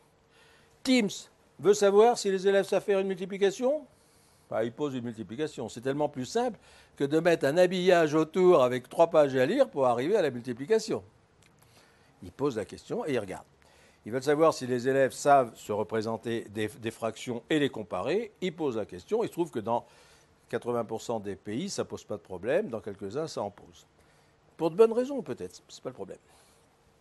Là, je n'ai pas vraiment travaillé ces questions. On me les a mises à la dernière minute, mais elles sont super parce que c'est 3 questions qui illustrent aussi très bien les façons dont Teams et donc une certaine culture anglo-saxonne de l'enseignement des mathématiques se représente la formation à l'école élémentaire.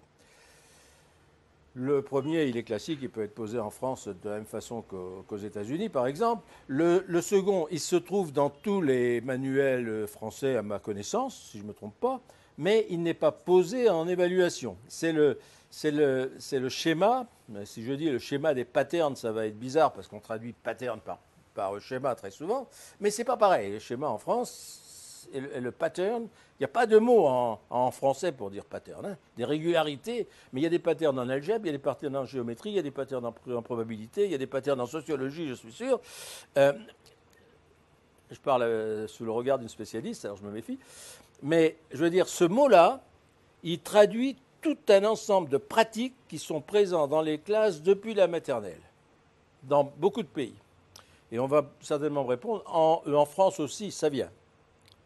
J'ai une petite fille qui était, elle avait des patterns, elle est venue un jour avec des algorithmes aussi, et j'ai trouvé que ça allait un peu vite, mais n'empêche qu'il y a des choses qui bougent là. Bon, mais je veux dire, ce petit schéma, figure 1, figure 2, figure 3, et trouve ce qui va se passer à la figure 5, c'est partout, dans tous les pays du monde, y compris en France, de cette façon, à ma connaissance, je peux me tromper, mais ce que dit Nadine, alors là je prends plutôt ce que dit Nadine là-dessus, c'est peut-être présent dans les manuels, c'est peut-être présent dans les classes, mais on n'a pas l'habitude d'évaluer là-dessus. Parce que c'est en progression, parce que c'est en travail, parce que ça se construit. Hein. Et donc là, on peut tenir compte de ça. Alors, la dernière petite question, 3 plus 8 égale plus 6, question à trous, c'est du préalgèbre qui va se traiter dans beaucoup de pays très très tôt. Et très très tôt avec des symboles. Si vous voulez savoir, si vous voulez comprendre les différences peut-être entre les résultats des Coréens et les nôtres, alors je ne dis pas qu'ils ont raison, ça n'a rien à voir. Je veux dire, ils ont l'habitude d'être dans un bain où le symbolisme algébrique est là très tôt. Ça ne veut pas dire qu'après ils en font mieux, je ne sais pas ça, je ne sais pas. Voilà, alors là on était dans les questions classiques, celle-là aussi elle est classique, mais ce que dit aussi Nadine, c'est effectivement les élèves vont trouver des situations comme ça dans les bouquins, mais pas en évaluation. Et si vous prenez cette question de l'échange des cartes, je pense que tous ceux qui enseignent à l'école primaire, et même en sixième, ont vu des choses de ce genre-là. Et voilà, vous avez des cartes, vous échangez des cartes d'animaux contre des cartes de cartoons, des cartoons contre des cartes de sport. Et il y a 3 ou 4 questions de complexité croissante. Parce qu'à la fin, il faut passer du sport, la dernière question, il faut passer du sport aux animaux pour retomber sur les cartoons. Donc cette chaîne qu'il faut faire avec un intermédiaire en passant par une situation intermédiaire nous amène pour les niveaux de mise en fonctionnement des connaissances à un niveau assez élevé, à une complexité assez élevée. Et d'après Nadine aussi, là je préfère la citer parce que moi, encore une fois, je n'ai pas œuvré à ce niveau-là, mais c'est un niveau de complexité élevé pour les élèves de CM1. Voilà. Alors, l'un des pièges qu'on a et que dénoncent les didacticiens, d'une certaine façon, comme Nadine, mais comme moi aussi, c'est que très, très souvent, les gens qui regardent les questions, ils disent « bof, c'est tellement facile, comment se fait-il que ?» Il faut rentrer dans les questions pour voir que souvent, c'était pas si... Alors, je ne parle pas de facilité, mais je parle de complexité. Hein, parce que la facilité, elle se mesure par le taux de réponse des gens, alors que la complexité, on étudie la structure de la situation. Et quand on fait une analyse a priori, et ça les enseignants le savent bien aussi, quand on démonte un peu la stratégie de résolution d'une situation, on s'aperçoit que c'était moins facile que ce qui apparaissait à première vue comme évident à quelqu'un qui est un adulte, qui voit les choses à ce niveau-là, etc. Bon. Alors, ce que dit Nadine, là je prends exactement ce qu'elle dit parce que je n'aurais pas su exactement ça. Il y a des questions qui ne relèvent pas toutes du programme de CM1, ou même d'avant, des exercices sur les fractions, sur la lecture, sur le préalgèbre, et qui sont habituellement placés en France dans un contexte d'apprentissage et non d'évaluation. C'est peut-être quelque chose qu'il faudra retenir quand on examinera un peu les résultats. Et elle nous avait mis 2 diapos ici qui montrent comment dans les manuels français de CM1, on trouve des questions du même type, et que ces questions du même type, elles sont là pour activer l'élève dans une recherche, mais pas dans un test. Là, on a fait la répartition des questions de Teams. Alors, bon, je disais tout à l'heure, on a étudié toutes les questions. Teams, 4e, il y a 171 questions. Donc les 171 questions sont repérées ici. Et vous voyez que sur les 171, ce qui est en ordonnée, ce n'est pas des pourcentages, c'est des nombres de questions. Il y a 90 sur 171, il y a une centaine de questions qui sont, qui se rencontrent obligatoirement dans la classe de CM1, c'est au programme, disons. Il y en a une partie qui sont rencontrées avant, mais il y a aussi toute une partie qui ne sont rencontrées qu'après, au CM2 ou même en 6e. Bon, c'est quand même une information aussi qui est intéressante d'avoir. Et il y a la répartition aussi, géométrie. Vous voyez qu'à l'école, enfin qu'au niveau du CM1, ça c'est assez classique, il y a beaucoup plus de questions sur le domaine nombre et calcul que sur les autres domaines.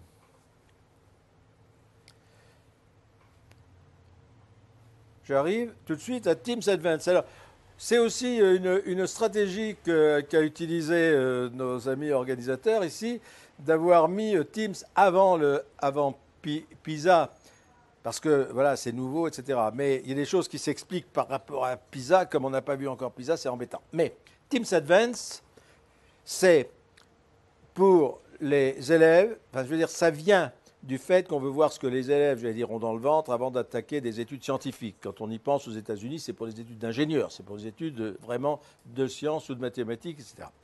Et donc, c'est vraiment, oui, les savoirs que l'on considère comme nécessaires pour des études de ce genre-là.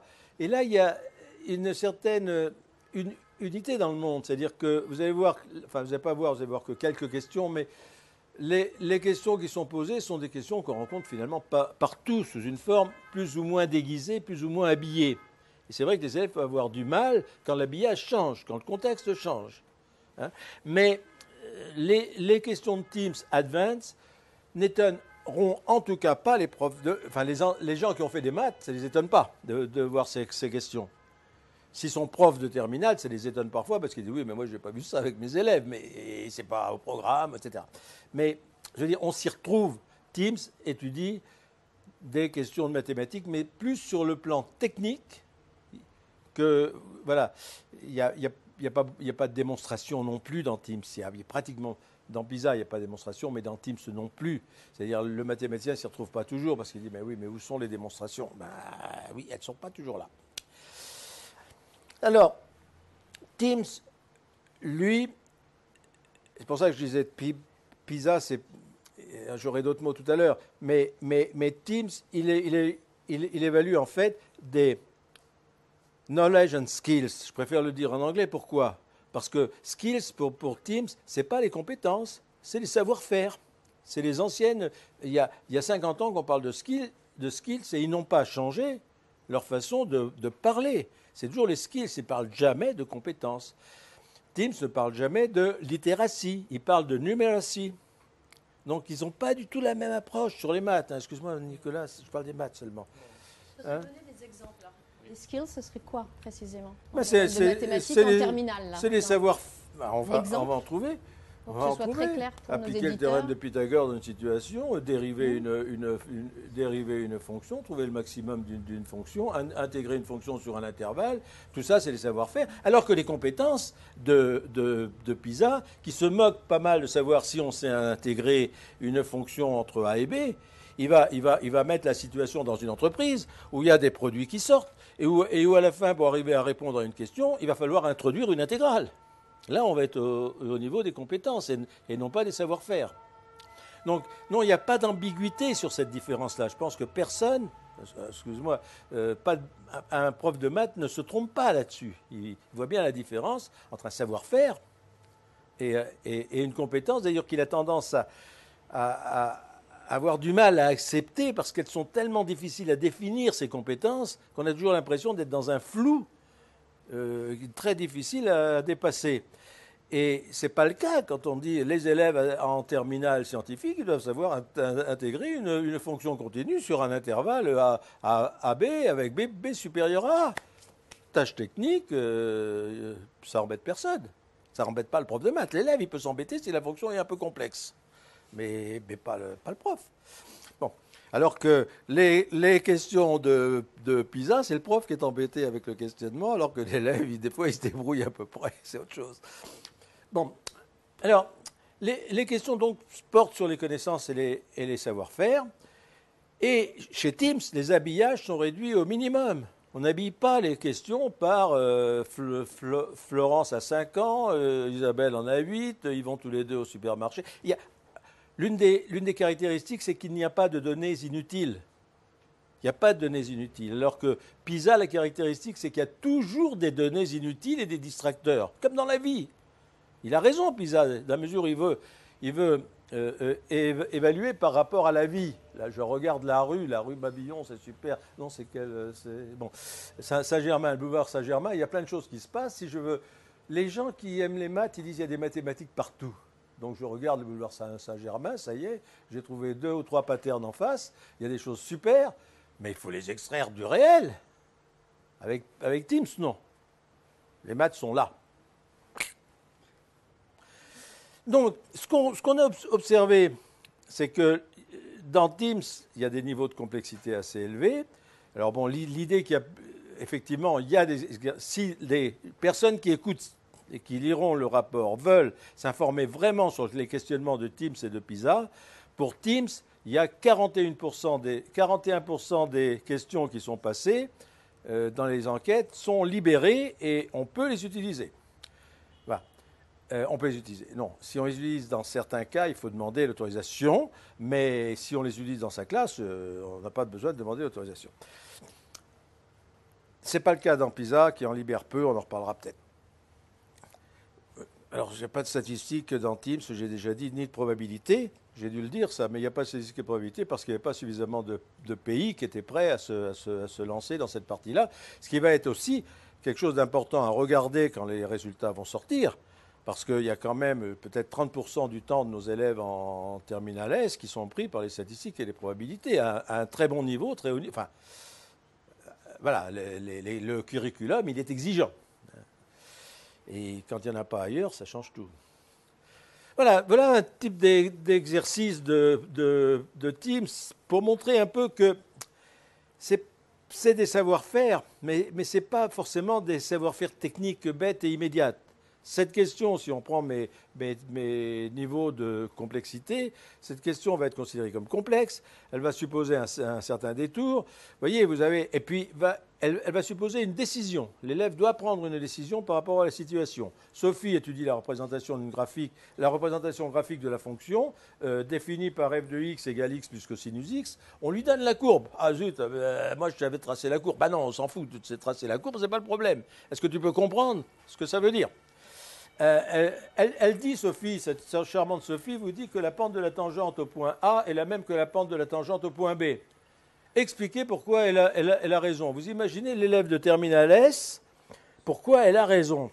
Alors moi j'ai demandé ça quand même à quelqu'un qui avait fait un peu de maths, qui avait même une thèse quelque part, mais pas en maths quand même, c'était dans une discipline voisine, c'était pas la physique non plus, excuse-moi Nicolas, et qui me disait, il suffit qu'elle trace les droites et qu'elle compare si elles sont parallèles ou pas. Ah non, c'est pas ça qu'on attend, bien sûr. À ce niveau-là scientifique, on attend que l'élève fasse tout de suite le lien avec la dérivée.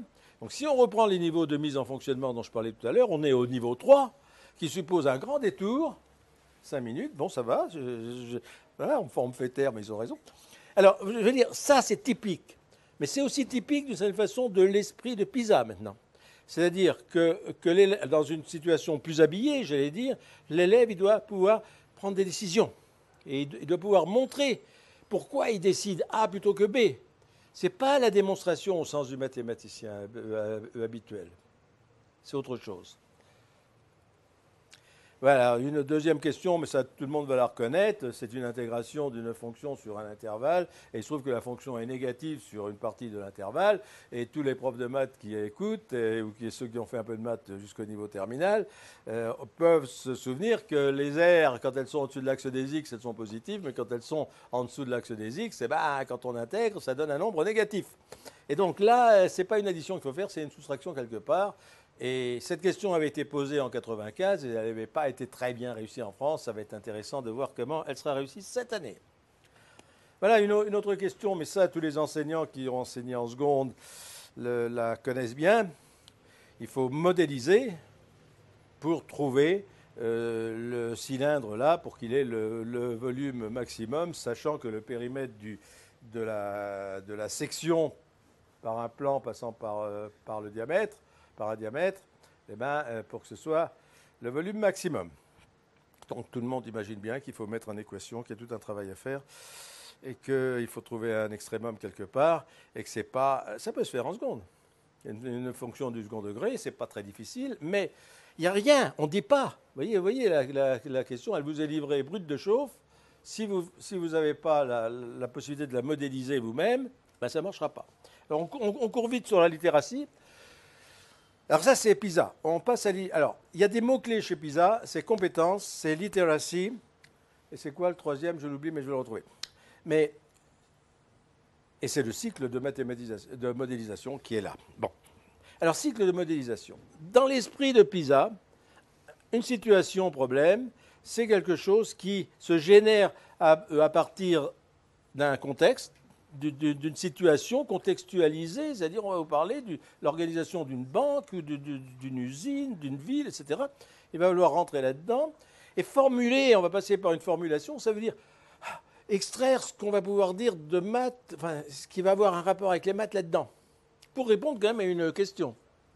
Donc il y a tout un scénario qui théoriquement se met en place, c'est ce qu'ils appellent le cycle de modélisation, dans laquelle il y a une partie qu'avant on appelait plutôt la mathématisation qui correspond à formuler. Après, il faut employer les mathématiques pour résoudre. Et c'est vrai qu'avec PISA, les mathématiques qu'on utilise sont en général assez loin des mathématiques que les élèves rencontrent à 16 ans. Parce que tout à l'heure, on parlait de 15 ans. Moi, je préfère parler de 16 ans, puisque la moyenne d'âge des élèves qui passent PISA, c'est 15 ans, 8 mois. Et ils sont à 65% en seconde. Donc, ils sont loin des connaissances du collège, déjà. C'est un gros problème. Donc, après, il y a cette partie employer les maths et puis après les interpréter, c'est-à-dire revenir à la réalité pour voir si on a trouvé un chiffre d'affaires négatif, il faut peut-être savoir ce que ça veut dire et pas le mettre en positif dans le bilan, etc., quoi. Et puis, évaluer la qualité de la réponse. Donc, c'est ce cycle-là. Maintenant, il y a quand même beaucoup de travaux autour des IREM en particulier, avec des équipes de profs, d'élèves qui travaillent à la modélisation. Ça, c'est un thème qui est récurrent. Il y a des projets de la Commission européenne là-dessus. Enfin, il y a plein de choses sur la modélisation. Le problème, c'est que souvent, on l'apprend plutôt au niveau lycée qu'au niveau collège, mais on le prend au niveau collège aussi. Bon, ça rentre, les collègues qui peuvent écouter, ils savent que ça a un rapport à ce qu'on appelle maintenant la démarche d'investigation. Dans cette démarche d'investigation, on part du concret pour revenir au concret en passant par un travail mathématique. Mais si j'avais le temps, je vous raconterais quand même que j'ai regardé mes bouquins de 1950, de 1960 et des enseignements qu'on faisait dans les collèges. Et quand un enseignant introduisait au problème d'algèbre, c'était exactement ça qu'il racontait à ses élèves. Donc prenez le Bossé Emery de 1962, vous allez retrouver ça dit autrement, 1, 2, 3, 4, les différentes étapes de la résolution d'un problème. Donc il n'y a pas forcément beaucoup de choses nouvelles sous le soleil. Voilà, ça c'est très intéressant parce que, enfin pour moi, excusez-moi, j'espère pour vous ça va être intéressant aussi, mais ça illustre bien le fait que pour une petite question où à la fin il faut calculer une vitesse de vent avec une augmentation de 20% de cette vitesse sur des nombres entiers de moins de 100, c'est tout ce qu'il faut faire, eh bien il faut lire tout ça et comprendre tout ça. PISA se caractérise, mais c'est normal, ils sont restés quand même très liés à l'idée de la littératie. Partir du... Alors maintenant, on ne devrait pas parler du texte, ou en tout cas quand ils parlent du texte écrit, c'est tous les types de textes. Il faudrait plutôt faire de la sémiologie pour s'y retrouver. Hein. C'est tous les types de textes, c'est tous les types de messages.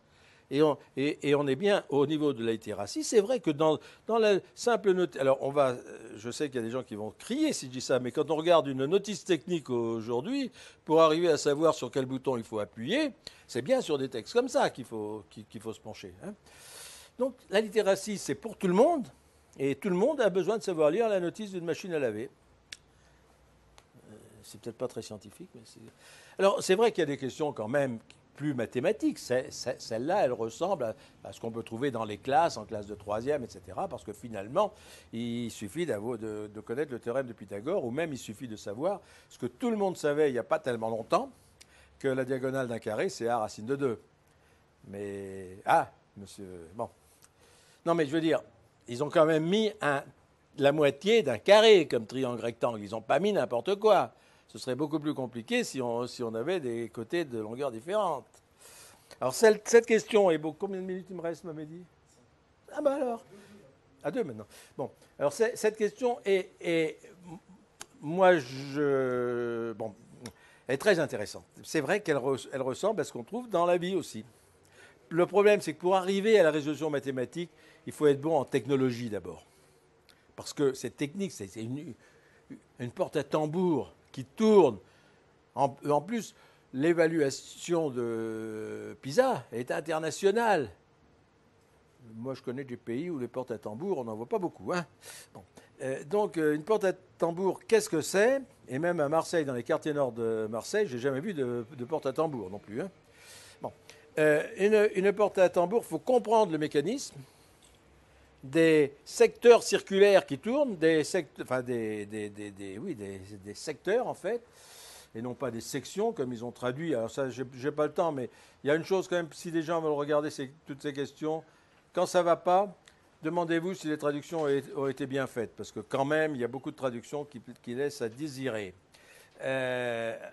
Donc, bon, finalement, combien mesure en degrés l'angle formé par deux vantaux de la porte? 360 divisé par 3, ça ne pose pas de problème à grand monde. Mais il n'y a jamais que 55% des élèves français qui réussissent. Et dans tous les pays, il y a à peu près le même nombre, un peu plus, mais pas, ou un peu moins. C'est pas...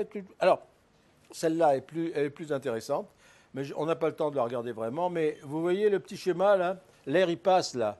Et on ne veut pas que les gens attrapent des courants d'air quand ils sont dans un des compartiments. Alors, que faut-il faire pour qu'ils n'attrapent pas froid?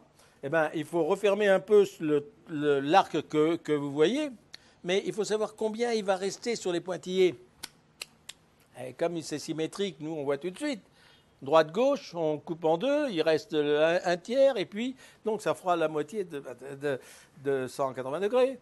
Donc mais pour un élève, c'est pas évident. Il faut qu'il ait compris cette histoire-là.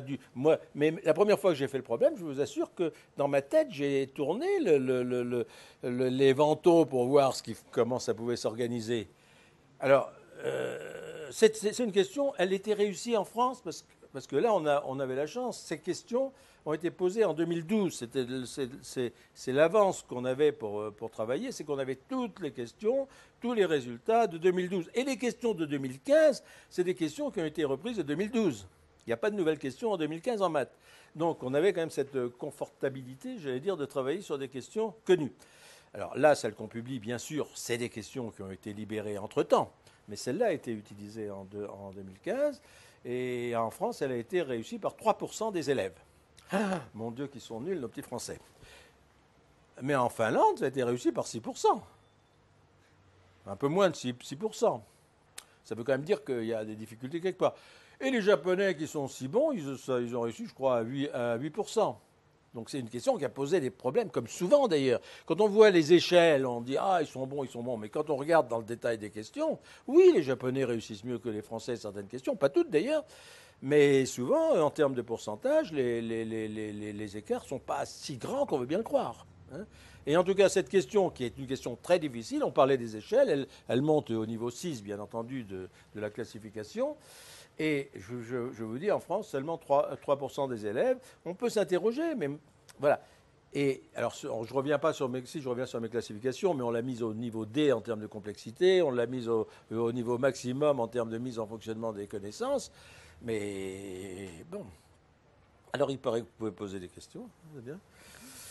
Merci à tous les deux pour vos apports et vos analyses justement de ces items extrêmement précis.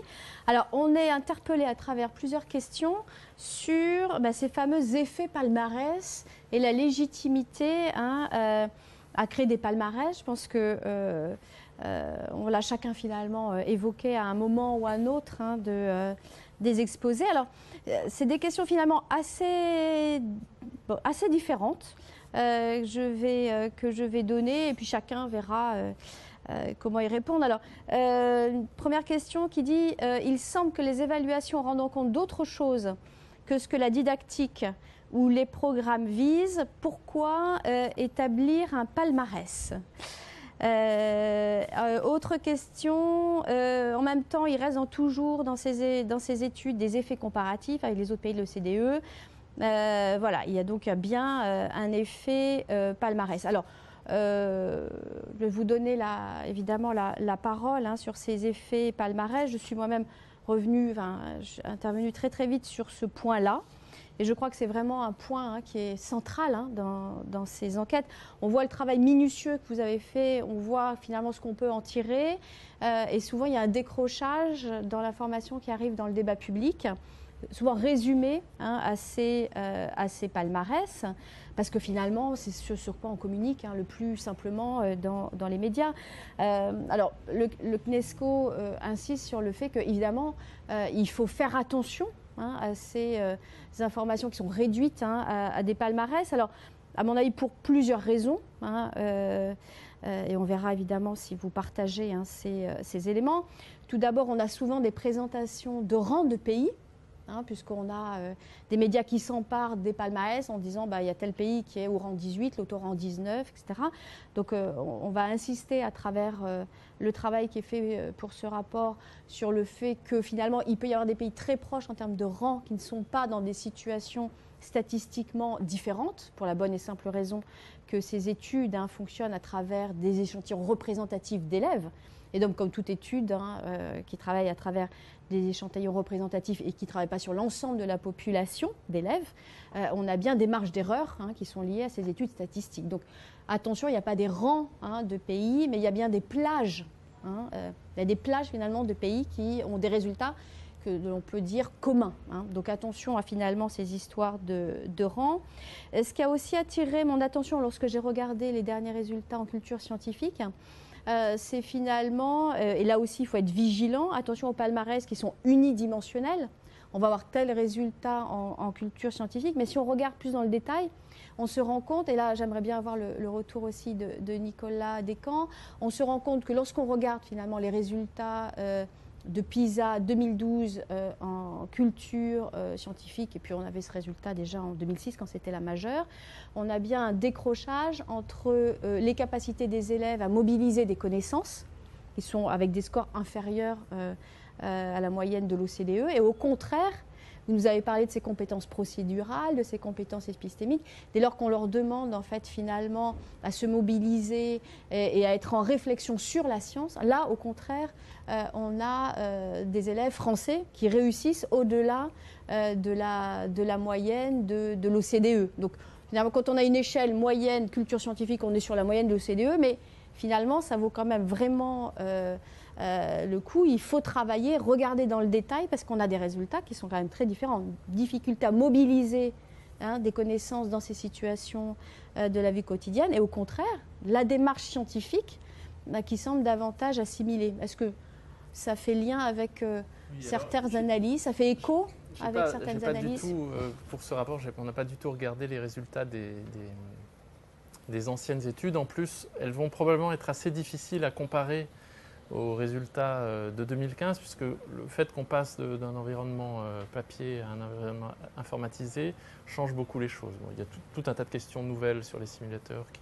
n'existaient pas. Donc ça va poser des problèmes de comparaison avec les études antérieures, ça c'est sûr. Sur le fait que regarder juste un palmarès, c'est un peu dangereux, je pense qu'on l'a bien montré, c'est-à-dire que qu'est-ce qu'on fait quand on regarde une note globale? En fait, on additionne des pommes et des poires. Enfin, ce qu'on apprend à l'école primaire à ne pas faire, c'est-à-dire qu'on additionne des points qui sont obtenus effectivement pour les connaissances scientifiques, à des points qui sont obtenus pour les connaissances procédurales, et puis on peut être bon d'un côté, mauvais de l'autre, et du coup on a une moyenne qui ne veut rien dire. Quand on fait une moyenne sur deux choses qui relèvent qui ont le même statut, ça peut avoir du sens là. Bon. Et puis pour Teams, c'est d'ailleurs aussi à peu près pareil. Il y a un point que je n'ai pas du tout évoqué. Si je me souviens bien, dans Teams, les QCM sont tous comptés pour 1 point, et les questions ouvertes sont comptées pour 1 ou 2 points. Et ça pose question en fait, notamment aux didacticiens, puisque dans l'exemple que j'ai montré, un QCM peut fort bien être beaucoup plus difficile qu'une question ouverte. Donc compter automatiquement plus de points ou au moins autant à une question ouverte qu'un QCM, bon, c'est discutable, et du coup, effectivement, un palmarès qui va donner juste la note moyenne est critiquable. Sur les résultats dont vous faites mention, sur le fait que les connaissances sont les connaissances scientifiques, les élèves français ont des difficultés à les mobiliser dans les situations de la vie courante. Bon, ben ça, c'est un peu ce que j'évoquais, c'est que selon le contexte, ça peut être beaucoup plus difficile de répondre à telle ou telle question scientifique. Il y a un exemple déjà très ancien en didactique qui est connu sur cette question, sur la question du changement de référentiel. En fait, c'est quelque chose qui s'apprend en seconde. Selon le référentiel dans lequel on se trouve, le mouvement d'un objet n'est pas le même. Et il y a des didacticiens il y a très longtemps qui se sont amusés à poser des questions sur cette question du changement de référentiel à propos de deux parachutistes qui tombent à des vitesses différentes, et on demandait si la distance parcourue par des clés qui tombaient du premier parachutiste sur le deuxième était la même dans les référentiels des deux parachutistes. Et la plupart des élèves se trompent sur cette question. Maintenant, si on pose une question dans un autre contexte, mais qui en fait est exactement du point de vue scientifique la même question, et on demande à des élèves si quelqu'un qui monte dans un train à Paris et descend à Bordeaux parcourt la même distance dans le référentiel du train et dans le référentiel terrestre, là les élèves ne se trompent pas. Ils savent bien que dans le train, il a parcouru 0 et que sur Terre, il a parcouru 600 km. Alors que dans cet autre contexte un peu différent, auquel il n'est pas habitué des deux parachutistes, il se trompe. Donc c'est difficile en fait d'évaluer une connaissance scientifique, et ça on le sait depuis longtemps, et la seule manière de faire proprement ça, c'est de varier au plus possible les contextes et de vérifier que l'élève est capable d'appliquer sa connaissance dans tous les contextes. Voilà. Évidemment, c'est difficile parce que ça veut dire que pour une seule connaissance, il y a énormément d'items, et ça, PISA ne le fait pas, mais c'est presque impossible à faire en fait. PISA le fait pour les connaissances procédurales et épistémiques parce qu'il y a probablement moins de connaissances, donc savoir si une procédure relève du champ scientifique ou pas, elle peut le tester en biologie, en physique, etc. Sur une connaissance scientifique de physique pure, c'est plus difficile. Voilà. Alors Antoine Bodin, sur les effets palmarès, et est-ce qu'on ne peut finalement rien dire? La question est un peu ambiguë sur les évaluations. Est-ce qu'on peut en dire quelque chose parce que ça ne correspond pas aux attendus de la didactique ni au programme scolaire? Là, je pense qu'on a été très clair en disant il y a des évaluations qui collent au programme scolaire et il y a des évaluations qui collent aussi à l'équivalent d'un socle commun, et ces évaluations sont légitimes. Je prendrais volontiers l'analogie du thermomètre. On a besoin de connaître la température et on a aussi besoin de gens qui interprètent après. Et la température, elle renseigne bien quand même sur des différences, choses comme ça. Je veux dire, quand PISA nous dit que les écarts entre les plus faibles et les plus forts s'accroissent en France de façon dramatique, ils savent ce que ça veut dire, et on sait ce que ça veut dire, nous aussi, je veux dire, tout le monde le sait en France. Donc, je veux dire, ils observent des choses qui ont un sens. Ils ne rentrent pas dans le détail, pas plus que l'infirmière qui prend votre température tous les jours et qui en rend compte au médecin, n'a le diagnostic, n'a même l'explication, etc. Je ne dis pas que les didacticiens ont l'explication non plus et le diagnostic, mais on n'est pas au même niveau, on n'est pas dans les mêmes registres d'explication. Et les thermomètres sont indispensables. Après, ça dépend ce que les gens en font, s'ils les prennent un peu bêtement et si on vient juste me mettre de la glace sur la tête alors que je ne sais pas trop quoi pour faire baisser ma température, on va peut-être me tuer, c'est tout. Alors je continue, le temps tourne, je continue avec les questions. Alors question très courte.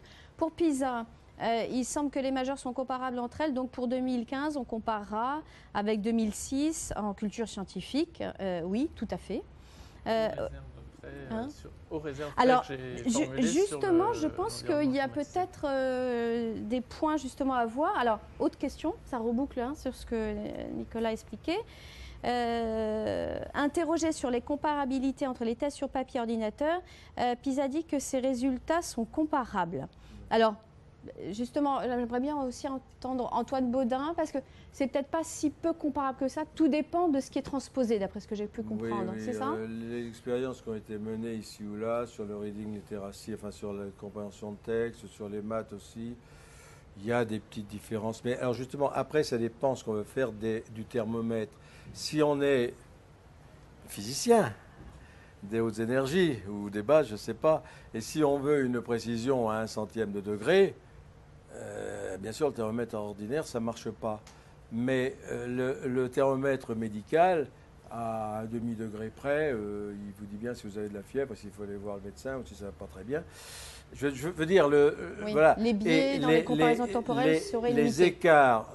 Les écarts, comme d'ailleurs, comme tu l'as dit avant, les pays, si on regarde les pays, ils se retrouvent dans un intervalle de confiance où ils sont tous, même si on a dit c'était 496 pour la France, c'était le cas des maths en 2012, 496, mais oui, mais à 501, ça n'avait pas de différence en fait.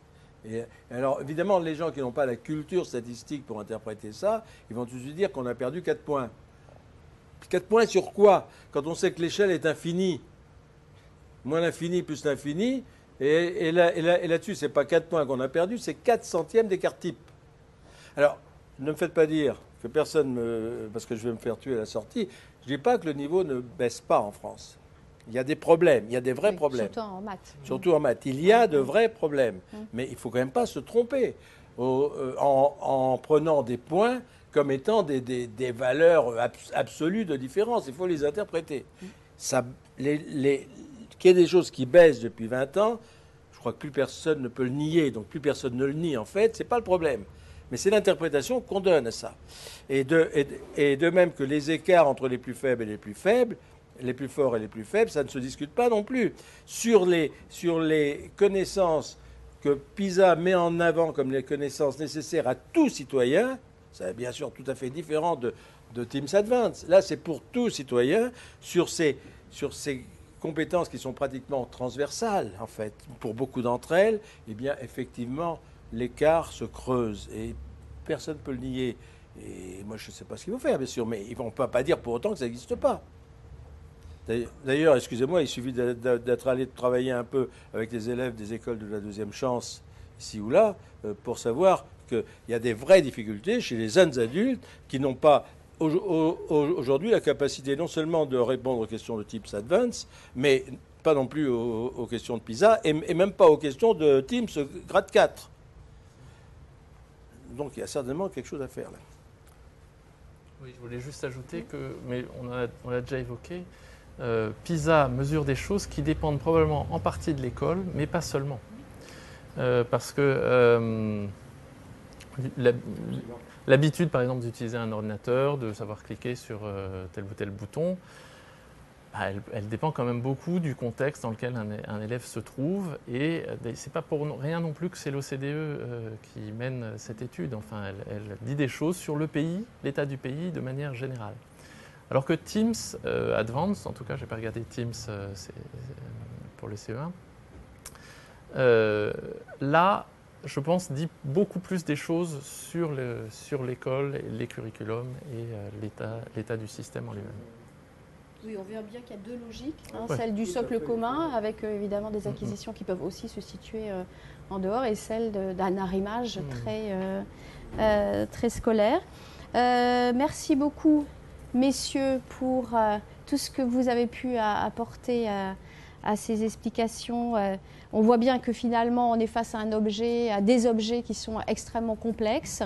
On voit bien qu'on doit avancer dans l'analyse de ces outils, ne pas les mettre de côté parce que, comme le disait très bien Antoine Baudin, il n'y a pas refusé le baromètre, mais évidemment, il faut aller au-delà de baromètres globaux et essayer d'utiliser ces outils pour mieux comprendre le fonctionnement de l'école française, parce qu'elle n'est peut-être pas responsable de tout, mais elle a aussi une certaine part de responsabilité dans ses résultats.